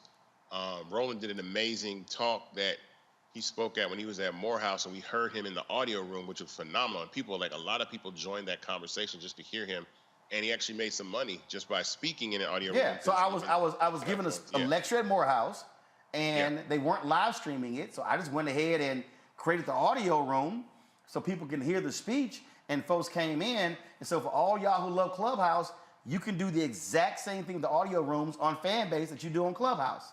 And you can make money. And you can make money. So absolutely, yeah. And again, for me, that was just passive money. I was just giving the lecture. People were in it, listening to it, and that's how it works. Let's see, Omakongo, your question for Isaac. Oh, I asked about the security question. Sorry, gotcha, Larry. Did you ask a question, Larry? Yeah, so my question is, I want to talk about the fact that you're a Black entrepreneur and what that means for you and what it means to support other Black entrepreneurs who are trying to create something brand new that obviously generates money. Well, from our community, from the Black standpoint, I always put Black culture at the apex of innovation. We are the cool of the world. I think Black American culture is at the apex of innovation. We innovated DJ culture, automobile culture, fashion, all of these things, but we really never owned the infrastructures, right? So I wanted to create something because we give, like I said, our clapbacks to Twitter, our dances to TikTok, our skits to Instagram, our conversations to Clubhouse, but we don't own any of these infrastructures. And so being able to build a platform that anybody on the planet can use, but that it doesn't create this disproportionate relationship that you feel like Black culture is being exploited to the benefit of the company for advertising. Because on TikTok, you know, the goal is for us to copy each other. There's nothing wrong with that. If you do the dance and I do the dance, it's fine. You do the skit, I do the skit. I don't care what color you are. There's nothing wrong with that. But the overall issue is it behooves TikTok to have someone white have a larger viewership so they can run ads to serve all races, white, black, Asian, Latino, it doesn't matter, as opposed to a black creator. So that's why they want very, very famous white creators on TikTok, because they have to run ads, and those companies want to run ads behind white creators. So they need the dances that we do, the skits and the challenges that we do. And so being a person that's able to found a company to say, look, Fanbase is not built on advertising, so it won't behoove us to suppress or highlight any person. It doesn't matter who the most famous person is on Fanbase. Everybody has a fair shot to not be suppressed, to not be shadow banned, and then at the same time, simultaneously, you can make some money. Monique? You had nothing? Nope. Hi. Shocking. That's it? All right, she ain't got nothing to say. All right, fine. Normally, she run her damn mouth on everything. Monique doesn't have a question? She ain't got nothing. That's fine. All right, we can skip her. I got to go home and go to sleep. I was up. I didn't get to the crib till 5 a.m. I had to do Ricky Smiley at 7:25. So I'm working on a couple of hours sleep. So it's all good. Isaac, final comments. Look, we are in a position right now where social media is about to change. You see it happening. You see the instability. I say it's time to try new apps, start new apps. Fanbase is, like I said, here for everyone to use. You can download it on iOS and Android. We're in 180 plus countries, and this is your last chance to invest in Fanbase. Startengine.com/Fanbase to invest. The minimum to invest in Fanbase is $245. Make sure you grab some stock, because after this we go to Series A, and the sky's the limit. And there's a lot of cool functionality, like I said, coming to Fanbase. So we stopped at 2.5 million. We're almost right at 1 million. And doing programs like yours, Roland, the raise tends to go viral. So we get these large spikes of investment, and then that can trigger the raise going viral. And then the raise closes, and nobody has any stock, and they missed out, and they're on the wait list. And this time there won't be an extra wait list, because this is the last time we're doing this. We've done 3 of these, so I want to make sure that people get it in. So grab some stock in Fanbase and download the app, and come on over and start using it and build community. Absolutely. Isaac Hayes III, man, I appreciate it. Thanks a lot. Thank you very much, man. Folks, I keep telling y'all, we use this platform to talk about how do we advance the economic interests of African Americans. And this is about investing in what is ours. We make everybody else stuff sexy. We over-index on all these platforms. We cause Clubhouse to go from a launch to a $4 billion valuation in 9 months. And so how about if we do that with something that's black owned? You can't keep talking about, ooh, let's stay together, have solidarity, and black economic empowerment if you never even practice it. King talked about this in his speech on April 3rd, 1968 at Mason Temple, the night before he was assassinated. He said, black people individually are poor, but he said collectively we are one of the world's strongest economies. We must move collectively. And so I want all of y'all who are watching, who are listening, go to Fanbase, download the app, follow me on Fanbase, follow Isaac. Let's grow this. Imagine, think about this here, y'all. Imagine if Fanbase becomes an app that has a valuation of $100 billion. Imagine that. Imagine what then happens if, Fanbase becomes a publicly traded company, and now those who invest instantly become millionaires. Now, all of a sudden, we can now begin to fund our own institutions, fund our own black media, fund HBCUs, fund our own. We're not sitting here hoping somebody creates a campaign and we're paying staffers to get out there and for Warnock or for anyone else. No, we can actually say, we're going to send $10 million to create a fund to act for Black Voters Matter, to drive our people to the polls. This is why we had that conversation and why we want you to support in a huge way. And so please do so. And that's why that is important. And as he said, after this crowdfund, that's it. No more. I already put my money in. I'm good. I got my paperwork. It's time for us to drive black ownership and black investment. And again, we spend money on a lot of stuff. How about we actually invest it? How about we actually do it? The amount of money we spend on the pair of LeBron shoes or Jordans, that ain't been, them shoes gonna wear out. What happens when that stock goes up? That's all I'm saying. Omakongo, Larry, I appreciate y'all coming back after last night. Same for Monique, same for Rebecca. Thank you so very much. Great conversation. I see all of y'all comments. Give me a wide shot. Folks are like, y'all love it. Y'all loving the set look. That's why we had this built. Shout out to my frat brother, who was the assistant design professor at Howard University, who built this. He said, look, I want to contribute to the show. He built it at cost. He's built Hollywood sets. So that's why we did that. And then actually it was us in Georgia. We were in Georgia for the Warnock campaign. What happened, we did the show from an Airbnb. And what happened was, so we sitting here and we were shooting something else. And we were like, what the hell are we doing? And it wasn't until like the last couple of days, we were at the Airbnb where we took advantage of the wide shot, the fireplace, and everything else. And we were like, you know what? We kind of like that look. And when we knew we were moving, so we said, okay, we're going to create, we call it the fireplace look. And so that's what we did. And that's why that's an electric fireplace right there. And it actually does send out heat. I'm trying to look for the shot. I thought I had it. Actually, I'm gonna do this. I thought I had the shot. I don't have it, but I'm going to look for it. And so it was like, it was great for us to be able to do it. And so that's what we did. Let me do this here. Before I send this here, let me go back to this. Shout out to my man, Dusty Baker. Of course, he won the World Series for the Astros. Signed a new contract. Lord, where'd it go? Let me pull it back up. I got to give Dusty some love. The brother becomes the third African-American ever to win the World Series. This is Dusty signing his contract. He said, let's run it back. Let me go ahead and show it. I got to give him some love. And so Dusty's sitting with the owner of the Astros, Jim Crane, and signing his new contract. He's coming back to lead the Astros back to the World Series. And so congratulations to Dusty Baker. Third African-American to ever win the World Series, Major League Baseball. And so, yeah, I do have my hat here. And Monique had the audacity to tell me, y'all, that my Astros hat was too much.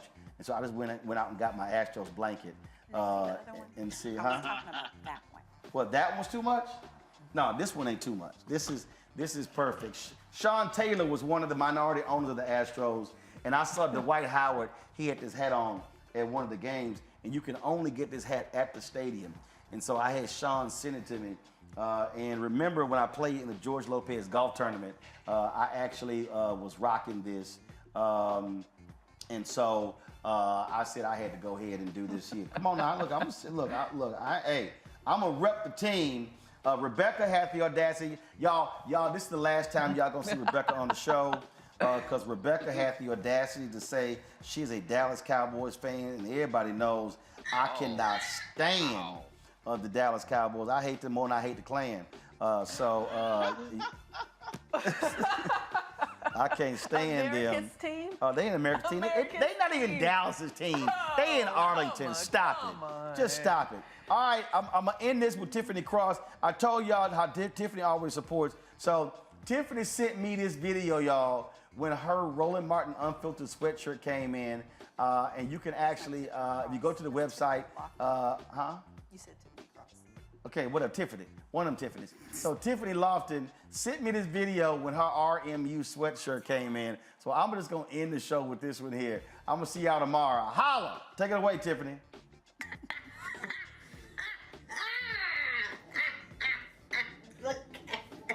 Do you see it? Do you see it? Do you see it? Do you see it? That girl ain't got no sense. Hey, y'all, tomorrow, show's going to be at 7 p.m. We're going to be broadcasting live from Cramden Auditorium on Howard University's campus, a post-election analysis on what took place. Julianne Malveaux and I are going to be co-hosting that along with Ron Daniels and his group. It's a national town hall meeting open to the public. So if you are in Washington, D.C., you can come on out and join us. We look forward to being there. And I'll play Tiffany's video again because she ignorant. So let it play to the end. I'm going to see y'all tomorrow at Howard University. Holla! Audio. Look, do you see it? Do you see it? Do you see it? Do you see